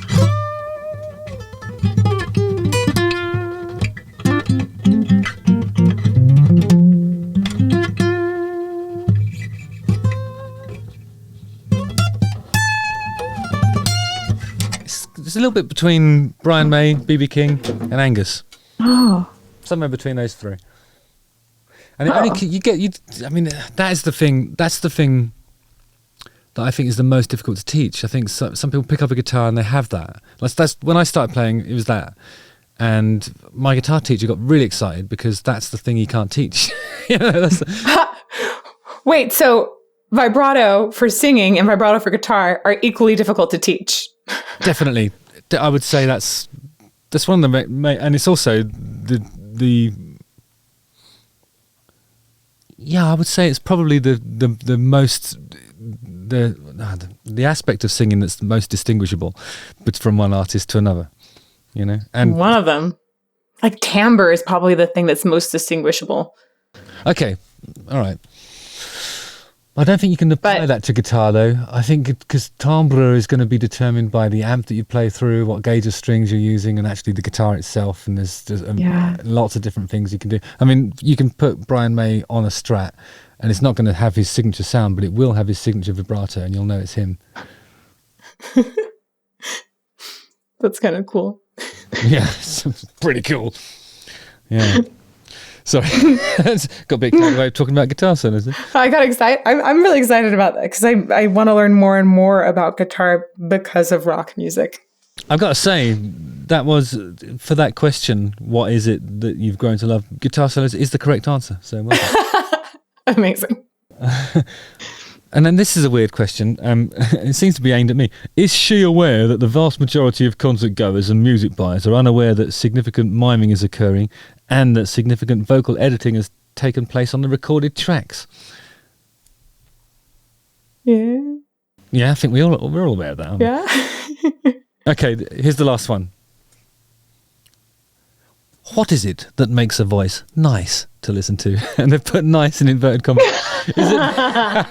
Is it the timbre or the tone, or is it the pitching and range? For example, some people can sing in tune, but they might not be considered a great vocalist to listen to. And I know somebody, I used to say this to I said this to one of my friends once.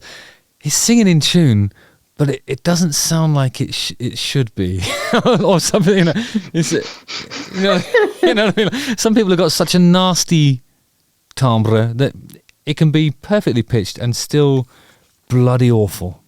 Do you agree with that? Yeah, I do. I definitely think that there are some unfortunate placements of the sound that leads to timbre that's becoming...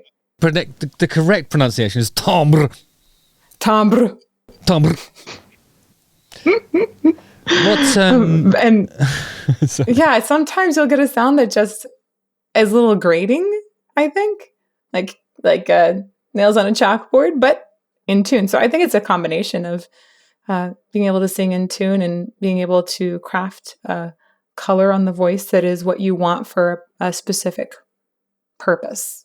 I mean, I always assumed that was what you meant by the charismatic voice, because I think when you have a combination of those things, isn't that a charisma in itself? Yeah.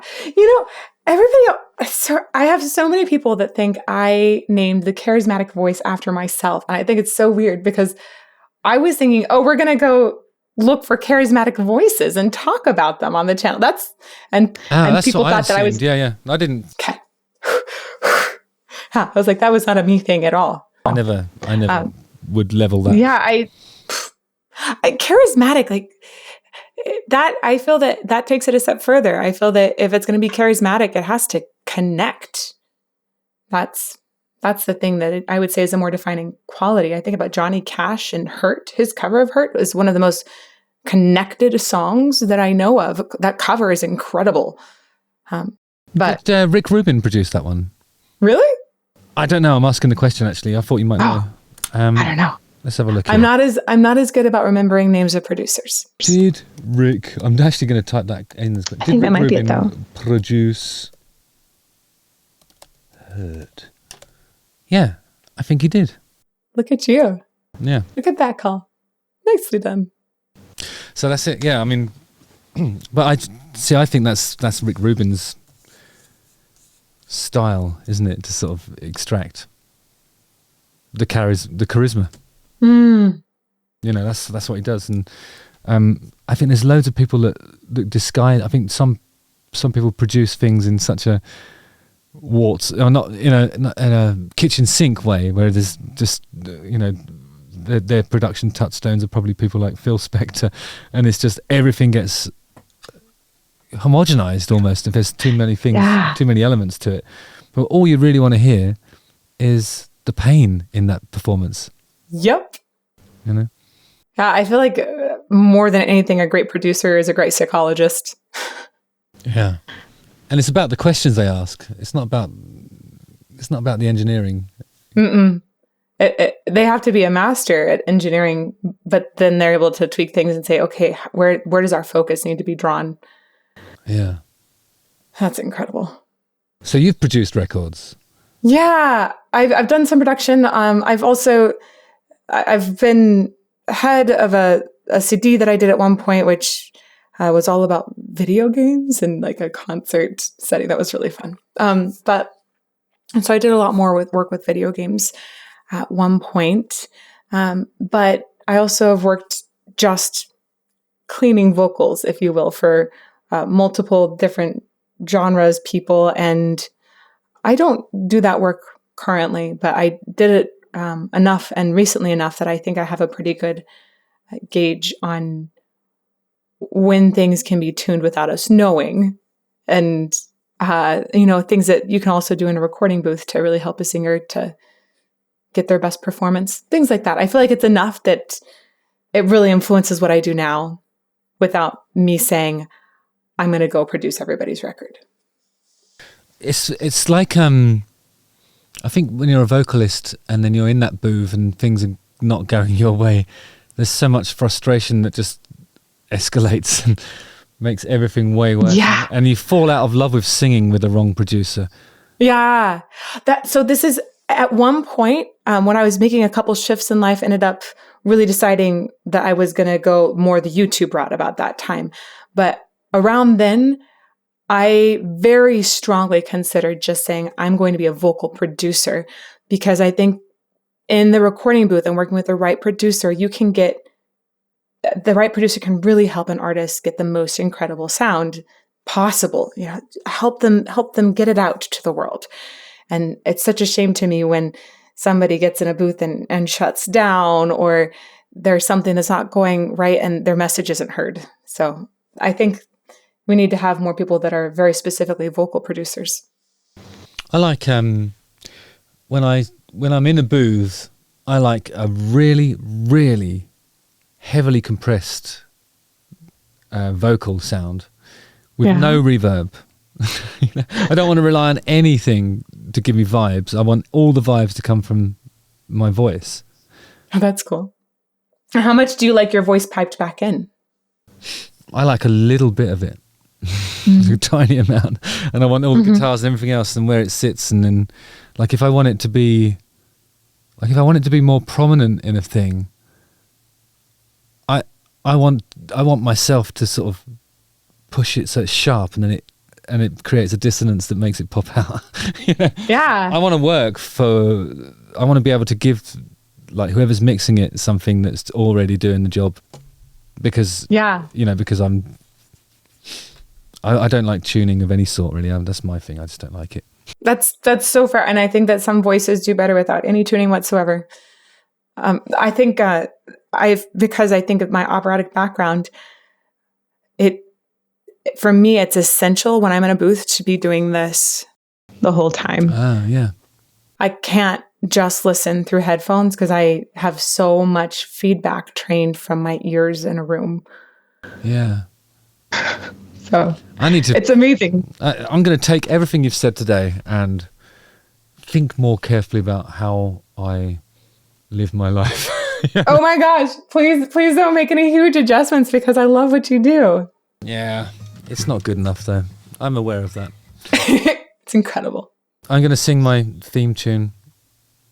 Feel free to join in if they'll have a terrible latency and delay, but it might be quite funny. Oh, okay.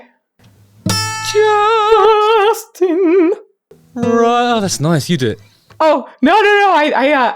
I ducks immediately when I start singing. It's like, oh my gosh, there's a lot of sound there, so I can't hear you anymore.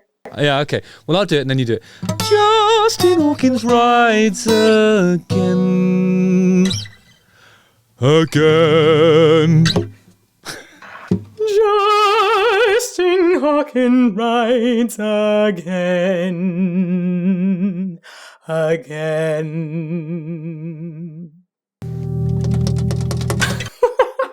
Low opera for the day, apparently. So how do you pronounce your name? Is it Zharoff? Zharoff, actually. Uh-huh. So, Elizabeth Zharoff. That was brilliant. Thank you so much. Thank you. See you. I'll stop recording in a minute. But yeah, thanks a lot. And see you. Good luck with everything. I don't know how to sign it off, actually. How should I do that? Oh, you've probably got some housekeeping. You want to point people in any direction? Or? No, I think we pointed them in so many fantastic directions. I would just say everybody needs to listen to Justin more. Love what you're doing. Love all of the things. So let's just point them back to you. All right. Well, and my housekeeping is listen to Elizabeth Zharoff. She does all kinds of stuff and she's brilliant at it. Nice one. Thanks a lot for watching. Please let me know what you think in the comments and be sure to check out the Charismatic Voice on YouTube. Next week, I'll be back with my producer, Jenny May Finn, and we'll discuss the crippling problem that a lot of musicians and artists have suffered with performance anxiety, stage fright, embarrassment, the perceived loss of dignity and all that stuff. It'll be absolutely brilliant. So enjoy. And nice one, guys. See you on the ice. Cheers. Again.